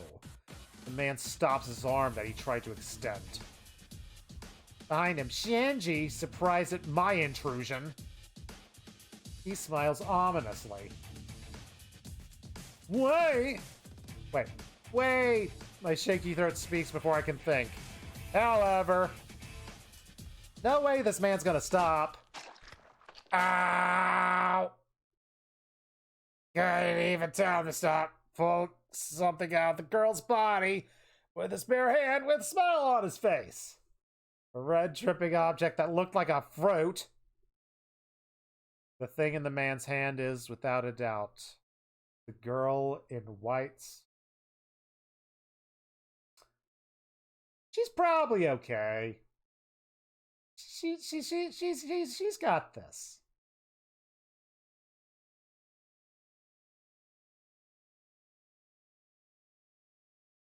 My mind burns down. I lose my sanity as fear of being killed, and hatred of wanting to kill him gets muddled. So, we had an audience. I understand how you want to observe my gallant figure, but the man still holding the red thing in his right hand. Fatality. Gilgamesh wins. Know your place. Who do you think you are to order a king, you mongrel? He fires one of his noble phantasms at me. Ow! And the terrorist falls. The man's noble phantasm goes through the wall of the castle and just destroys the hall's walls. Ah!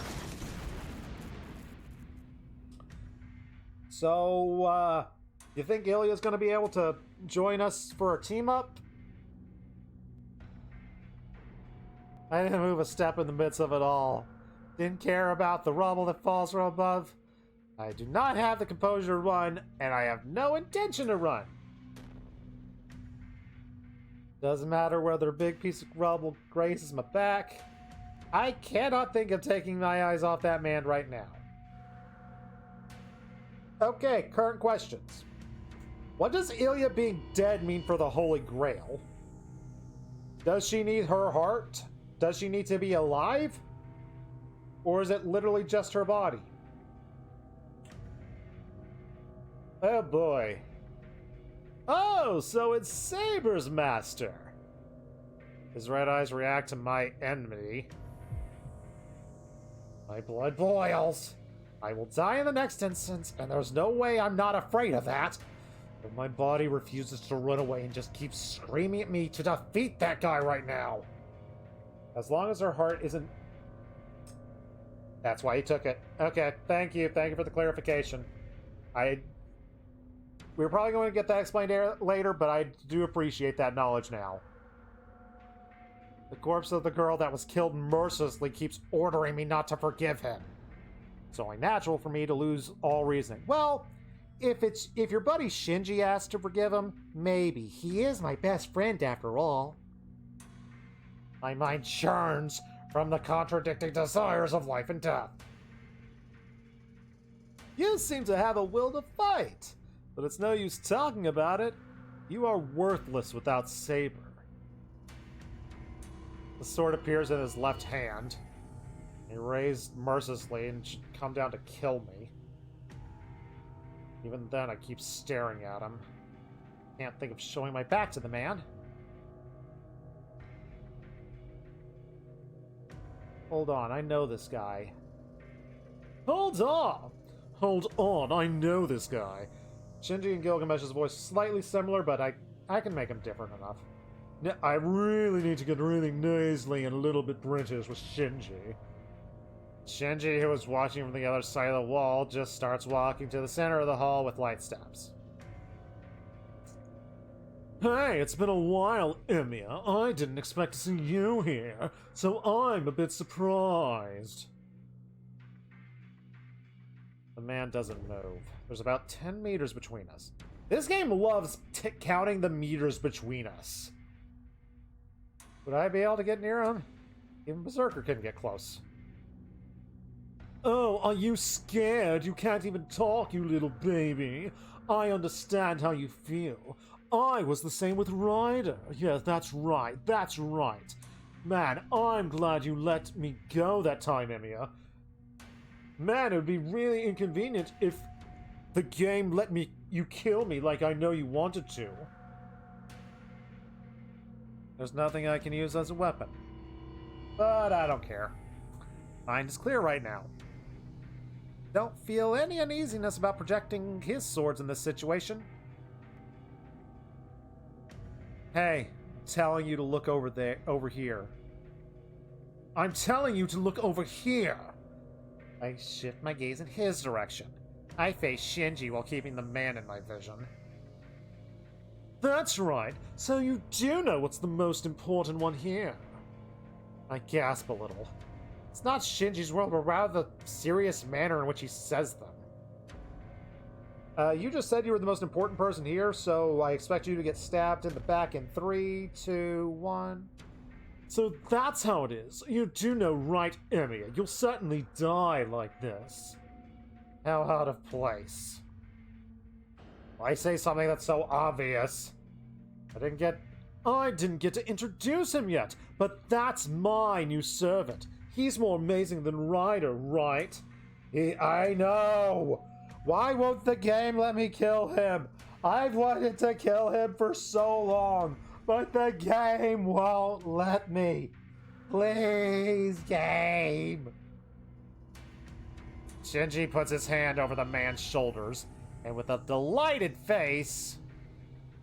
Beg for your life, Emiya. I might consider it. He says some nonsense. I refuse. I have no doubt. I answer right away without showing any hesitation or showing any signs of even considering it. Fine, then you can die. Shinji jumps back. The man, still with a cold expression, finally brings his raised sword down.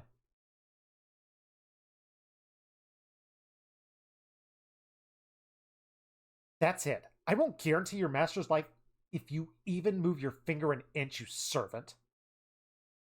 Man stops his sword again? Thank you for using your gun arm. Everyone looks up. Everyone in the hall turns their attention to the girl. Tosaka's hand is faced towards Shinji. Even though Shinji doesn't have the aptitude of a mage, he should know that she's about to shoot him in the face. Tosaka's super serious, and if that man brings down a sword, she will kill Shinji. Tosaka, why are you here? Tosaka doesn't answer, but just keeps aimed at Shinji. What, are you really going to shoot me, you murderer? You're the one who killed first. Well, whichever it is, it doesn't matter, Shinji. The right to kill and to be killed are the same. You should instinctively understand that as a human, even if you're not a mage, lame-o. Shinji weakly retreats, being glared down. And at that, the guy is just watching in delight. He looks at Tosaka as if to belittle her. And then... I feel like there was a strange vibration that took over the hall for an instant. I see! You know you'll not be able to defeat me, so you went after my master instead. I've been trying to do this the entire game, and people will not listen to me. You brought on the negotiation because you know that I would never stop even if you killed my master. That's right, you wouldn't stop even if Shinji dies. But you can consider the situation, right? You can save Shinji now. You're a servant, so it should be a hard blow to lose your master. Ah, I see! You are pretty quick-witted! That is the only negotiation if you want to save that mongrel. The sword disappears, turns his back to me as though he's lost interest. Yay, I live! What are you doing? I told you to stop! Who told you to stop? No, the situation has changed, Shinji. She will be perfect as a vessel. Huh? Shinji's breath stops. His face is filled with irritation, turns into a dirty smile. I see. Man, I'm glad you're alive, Tosaka. This is bad. This is bad. Okay, guess he doesn't just need the heart. He needs a body to go with the heart. Uh-oh. Uh-oh. Really, I'm relieved as well. I've known you for a long time, even if you're like that. I would... I don't know who said that. Whichever. Laughing happily, Shinji claps his hands. It's strange. Shinji shows no fear, even though Tosaka is pointing a gun at his head. It seems like an overwhelming joy is numbing his emotions. Oh well, that aside, how about this, Tosaka? Why don't you forget about Emiya and team up with us? Us? That's right, you know how Castor is stalking a power. The Ryudao Temple is the altar this time. It's a bit unfavorable for us if she's taking position there and stalking up. Shinji says with both arms raised. That's an obvious fact. That seems like Shinji doesn't know about how Castor obtained Saber and Archer. See, you can tell, right? The chance of victory is slim by myself. I beat Berserker's master, but that isn't enough. We can make something that can even beat Castor if you join us. Shinji invites her with confidence. I refuse, Shinji. I don't know who you're connected with, but I have no reason to follow a guy that is obviously being used. What? Can't you tell? I'm warning you since I've known you a long time. But you should get the intelligence to observe what's happening. You are the only person that thinks Shinji Matao is a master. Don't you realize by now, you don't have the talent as a mage? You. Shinji's face twitches. Do it, Gilgamesh. Kill Emiya and Tosaka. Shinji orders his own servant. I told you to kill them! It should be easy for you to kill them before I get killed! Oh, love that face on Shinji. Oh, Shinji. No, unfortunately! We are out of time! It will rot if we let it be any longer. The man shows Shinji, who was closing in on him, the thing in his right hand. A red lump. The thing that he took out of the girl that's still throbbing. Ugh. Don't regret it, Tosaka. I won't let you be on my side now. Shinji runs to the front entrance. Only one person left. After the man slowly watches his master being angry. So that's it! Ha! You have a good friend! Oh, love seeing him angry. Can I get the kill on him? Will the game give me a kill? Now we officially have no allies. Yay us! He said delightfully as he leaves the hall in rubble.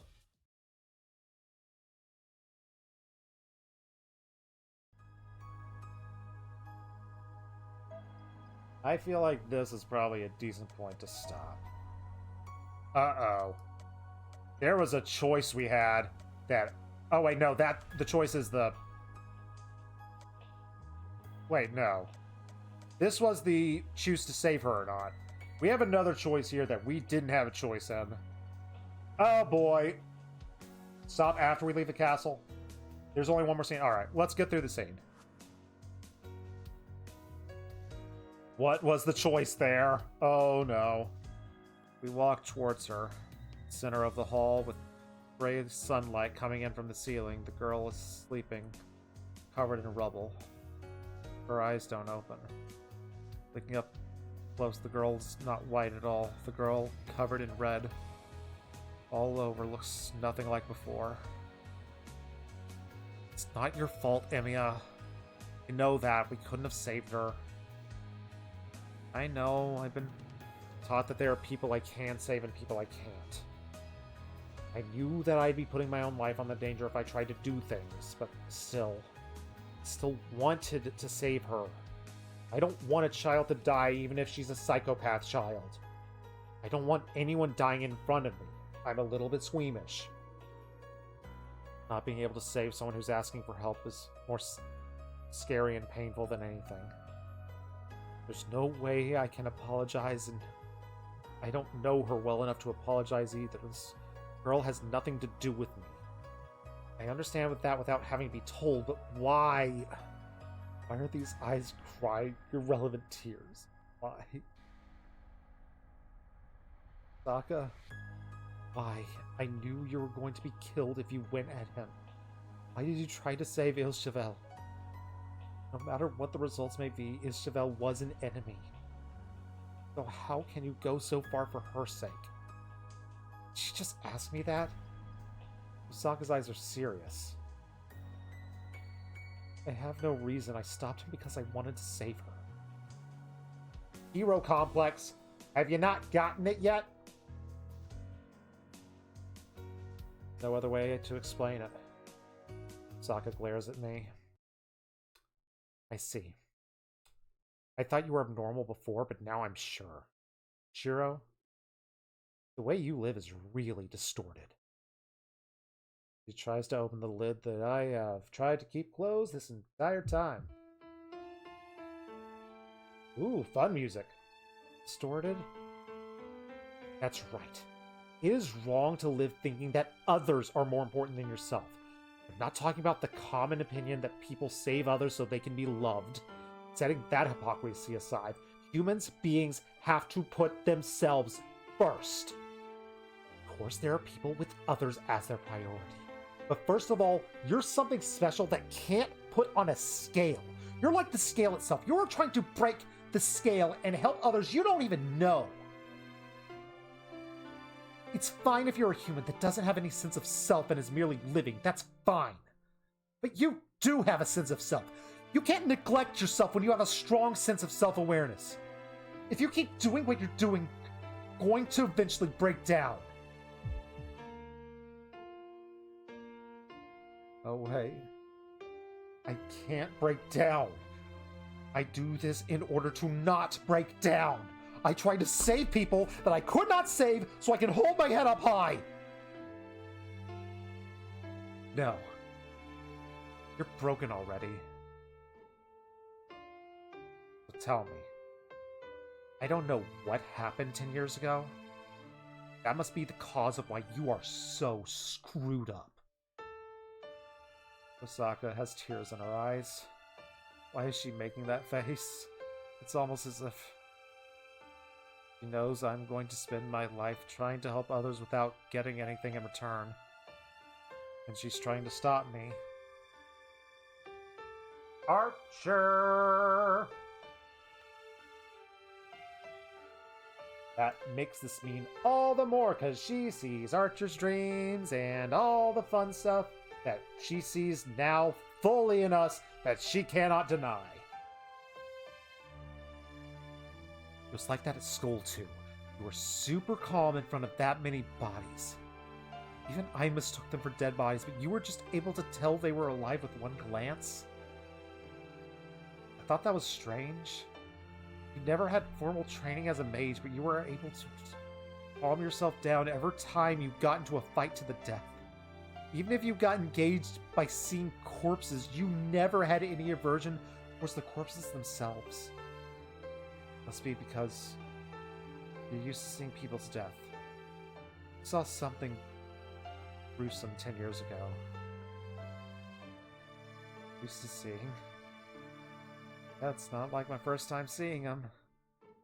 Think about the students who were on the floor of the school, writer who was unrecognizable by the time she died, and girls sleeping in front of us now. Maybe the people who died from that incident 10 years ago are the only ones that went through inhuman death. That's wrong. Fire from 10 years ago saved me. That cannot be the cause for why Tosaka's criticizing me. Tosaka, that's not it. I was saved, that's all. Saved? So you were saved from the fire 10 years ago, and that was Kiritsugu Emiya.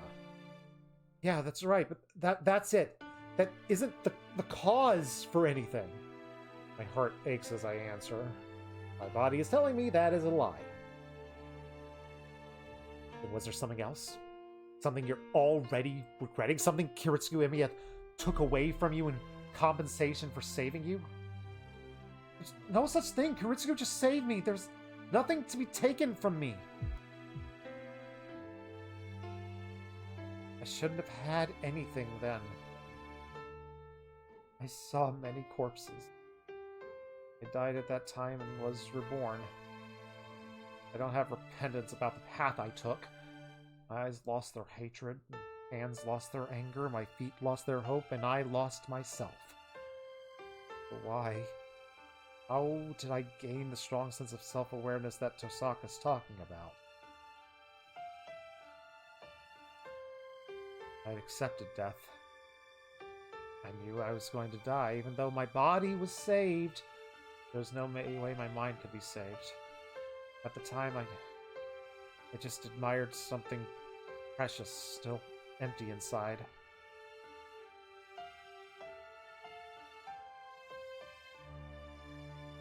That's right. I remember now. I didn't even put it in my memory. That's why I didn't even realize until now. That's what really saved me. Shiro. Did he make you sign some contract or something? No, he didn't take anything away. I only received. What? What did you do, Kuritsugu? A world like hell.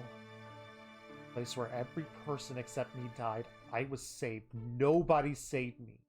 I wasn't able to save anyone, and in my final moments, granted me something that I thought was a miracle. His eyes that peered into my eyes and his voice pleading for me to live. On the verge of death, I thought not about how I was saved, but the fact that someone was there to save me. It was such a wonderful miracle. That's why I admired it. I had nothing left, not a single thing. That's why I ended up admiring the figure who appeared before my eyes. That's why I only had that. That's the only emotion I had while being saved. I was happy. Pride, that's all I could think about, so that's the only emotion I could create. Yeah, you're probably right. It's twisted to prioritize others over myself. There was something seriously wrong. But I am the only one who was saved, and I thought about it all that time. That such a thing happened again. I need to save everyone in place of all those that I couldn't save then. I'm telling you, that's crazy. Look, you were saved. Take care of yourself. I'm sorry for those who died, but it's just a coincidence that you were saved. Appreciate your luck. You suffered that much. It would be a waste if you didn't have fun. Osaka is super angry. Yeah, it makes me happy. I realize now that since Osaka is that kind of person. Question I've been wondering about all by myself. I wanted to become a hero of justice, so I always tried to help others, and I noticed there was something wrong with that method, but I couldn't understand what. But that became clear so easily. Thanks to the person who gets seriously angry for my sake. What? You still not get it after saying this much? You really make me mad. If you're really that dumb, I am going to break off. No, I get it. I get it. I get what you're saying is right. But I can't listen to your warning. There is something wrong with me, but I'm fine with that. Because there's no way that wanting to be of help for someone can be a mistake.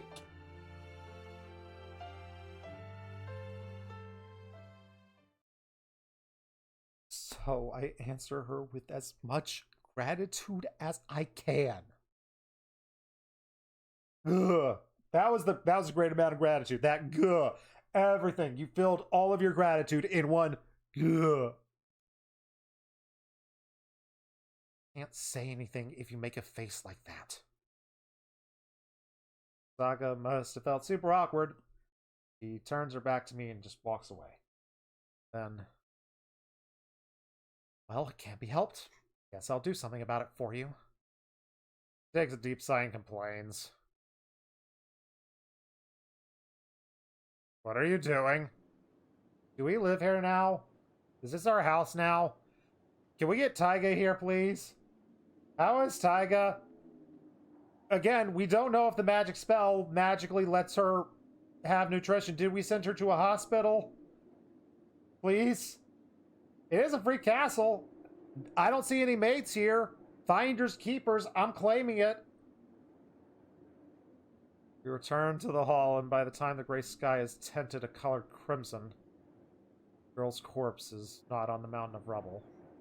Osaka and I buried her in the courtyard. Because that's just what always happens to servants.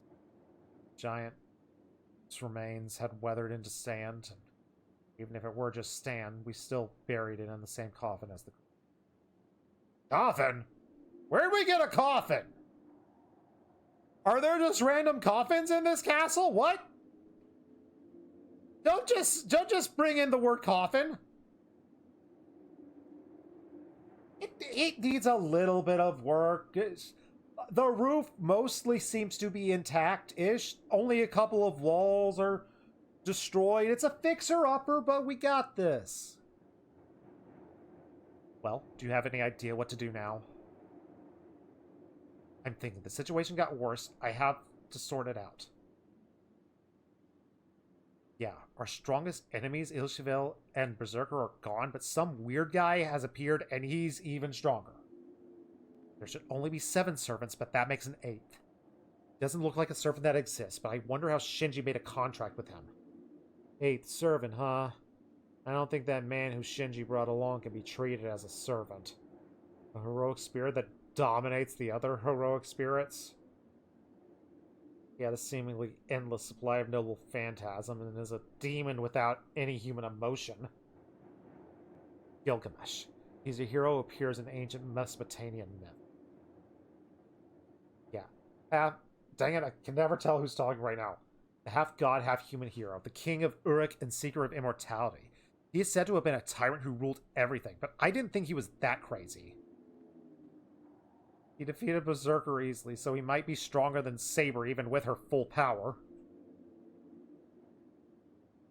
What's wrong, Tosaka? You seem like you want to say something. Yeah, kinda. He was strong. He has that many noble phantasms, so his power is first class, right? I was wondering how it actually is. I don't feel that much of a difference between him and Berserker. Ponders. Wait.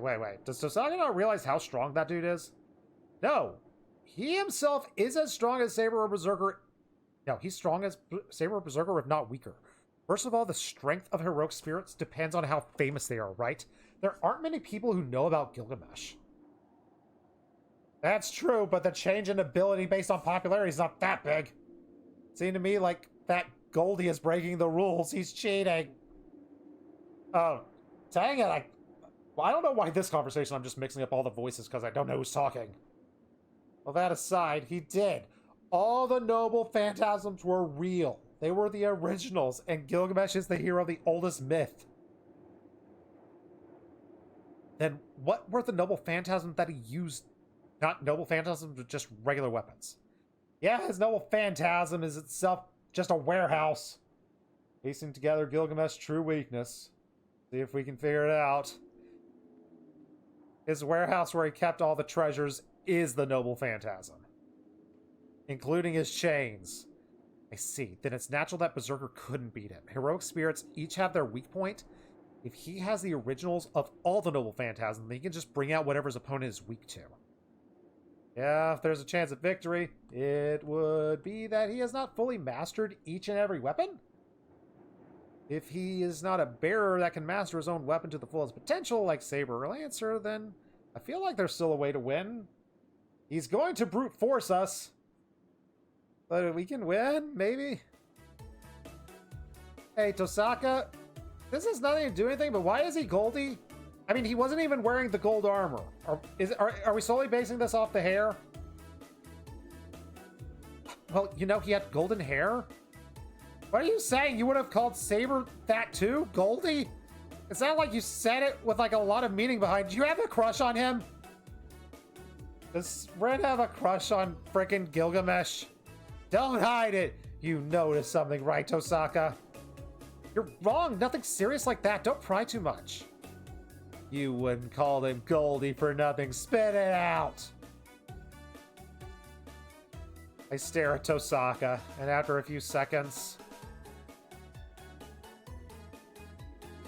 Well, he had a lot of things that were expensive, so I thought he was super duper rich. That's why I called him Goldie. That Goldie looks like he's living the luxurious life, right? Are you a gold digger? I didn't think I would need to ask this question to you, but I feel like I need to ask at this point. Rin Tosaka, are you a gold digger? Tosaka scratches her cheek as she looks off in the distance. This is scary. Seems like anyone rich is considered a goldie. And what's more scary is Tosaka was able to sell the servant's true nature just because he seemed rich. Rin got no money, she needs some. She got a big house, it counts, and all the jewels. Anyway, that's another troublesome guy, and it's already bad enough that he's an 8th servant, but he himself is a joker. Even if we want to question Kirai as the supervisor, he is missing. And while Castor is more important right now, so we have to pull it off until later. That's right, Castor is storing more power. And Saber, who is resisting Castor's control, won't be able to defy much longer. In the worst case scenario, there is a possibility that even Saber is on her side by now. Yeah, we could get Ilchevel's help, but that doesn't mean we could have let her be.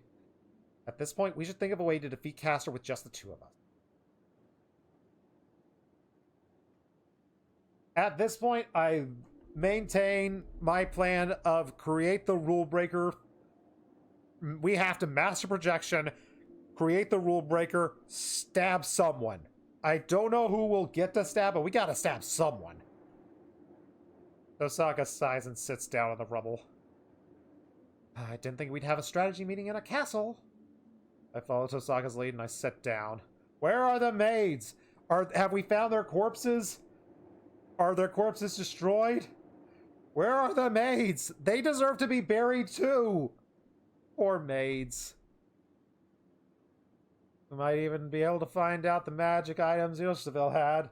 The maids are super dead, and they don't even get a burial. We're just leaving their corpses around. Oh, the poor maids. No. They could have been our friend. We kind of need some maids to help clean this place up. Oh, son of a gun, in the moment we let our guard down. What now? What now? What could possibly happen now?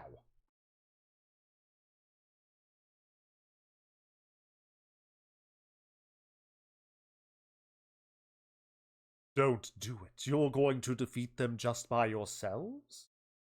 That is impossible, you fools. Is it Kirai? Who could this possibly be? We jumped to our feet. Battle music already? I thought we were winding down. Kirai may be gone, but the servant is still there. Ah, dang it. Now I gotta go with the really inconsistent Irish accent. Dang it. Is that not right? It's great to see you both hanging in there. Lancer! I quickly concentrate and connect a magic circuit. That a man that appeared is definitely Lancer. He speared my heart that night 10 days ago. I will not let that happen again. I need to at least let Tosaka...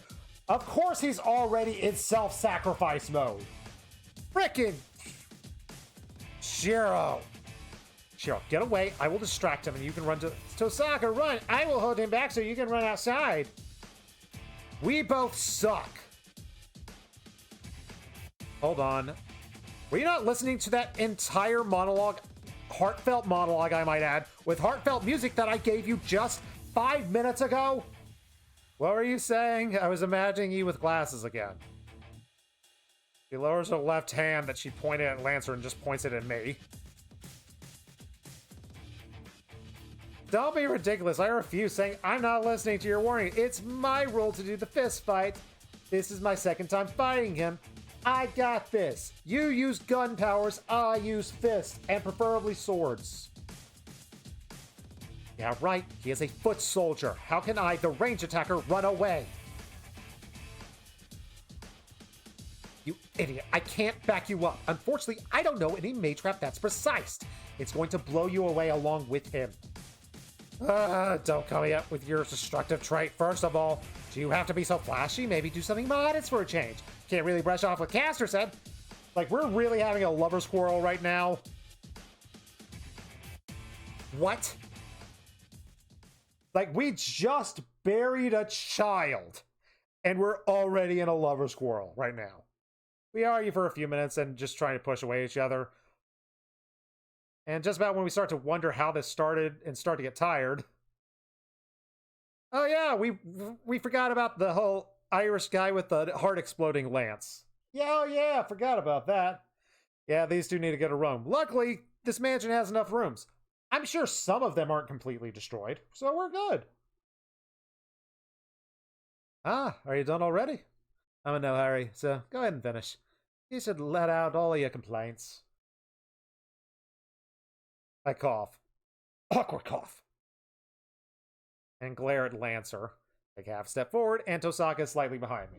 Get ready for the ad in a couple of seconds. Jeez, there shouldn't have been a problem.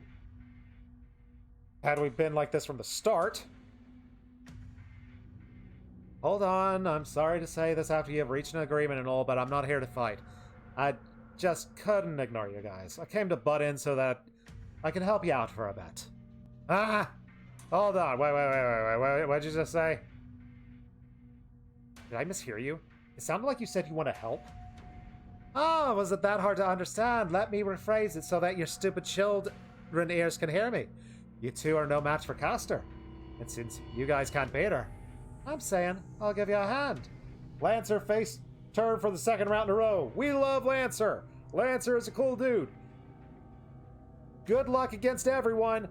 Hopefully you can use your heart exploder against Castor's master, because that's our only hope right now. My eyes widen, but Tosaka quickly grasps the situation. Yeah, you're really butting in, Lancer, but let me ask you this. Is this your idea? Ah, no, it's my master's order. He wants someone to cooperate with against Castor since, well, he's all by himself. We're just making it alliance until we defeat him. Decent reasoning, but if that's the case, there's a more reliable guy than us. You talking about Shinji? Did we just call Shinji... Tosaka, did you just call Shinji reliable?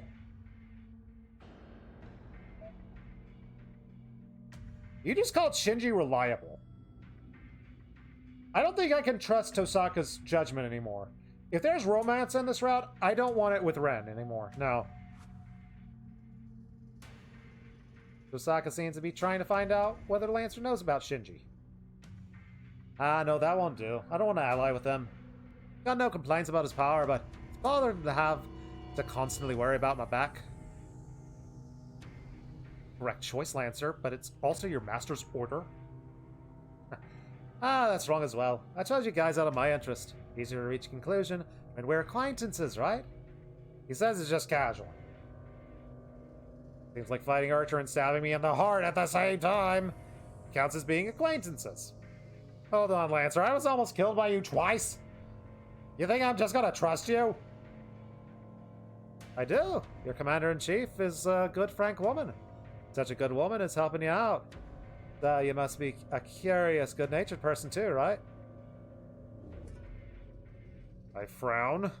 I am troubled that Tosaka, who's supposed to be my ally, is nodding. Ah, so that's it. That's why I thought we could cooperate. But let me tell you, it's not you guys. I'm the one who thought that you guys can cooperate with me. I honestly can't tell the difference in how he worded it. That's some confidence you have. You brought on the proposal, yet you're going to choose? Yeah, I liked you from the first time I saw you. You're beautiful, stubborn, and brave. And if I'm to have a female master, I want one like you. Lancer looks at Tosaka with cool eyes. I don't like this guy. Because he's talking to Rin. You are jealous, idiot. Fine. I'm up for it, but it's not decided yet.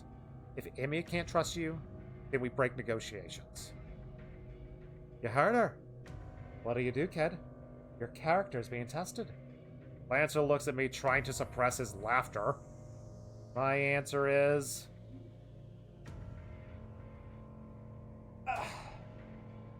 Okay, my voice is starting to go out, so we are stopping here. Plus, I really need to I need sleep, like, right now. I need sleep right now. I need to get ready for work. And I've got to take care of the dogs. Okay. We stop here, but, like, I just need to talk, like... You need to tell me the condition in the choice list? You really need to give me the frickin' choice in the condition. We will be raiding. We are absolutely raiding, but just like, I just... Sorry, I forgot how long the conversation about Shiro was. Yeah, Shiro needs a lot of self-discovery. But yeah, next time on Saturday. We are planning for Saturday to continue this stream.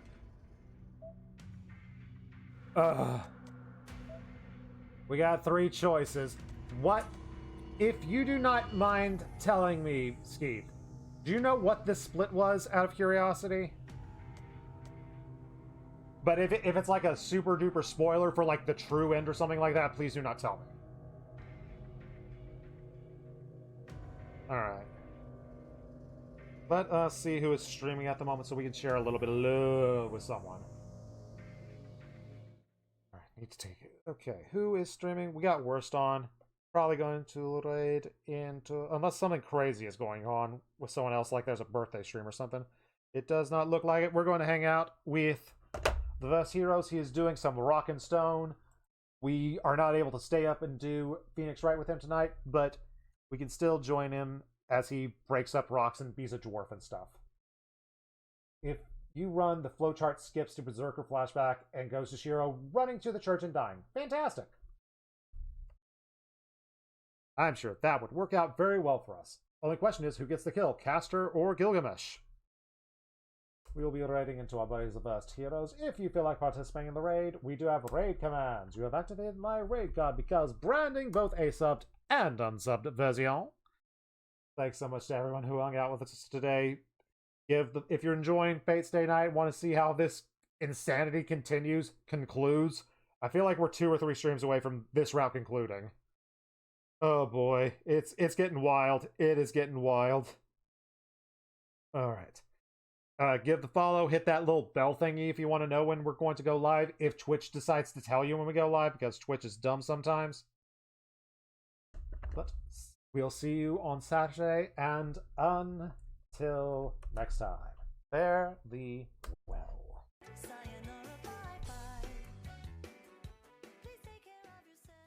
Ta-ta.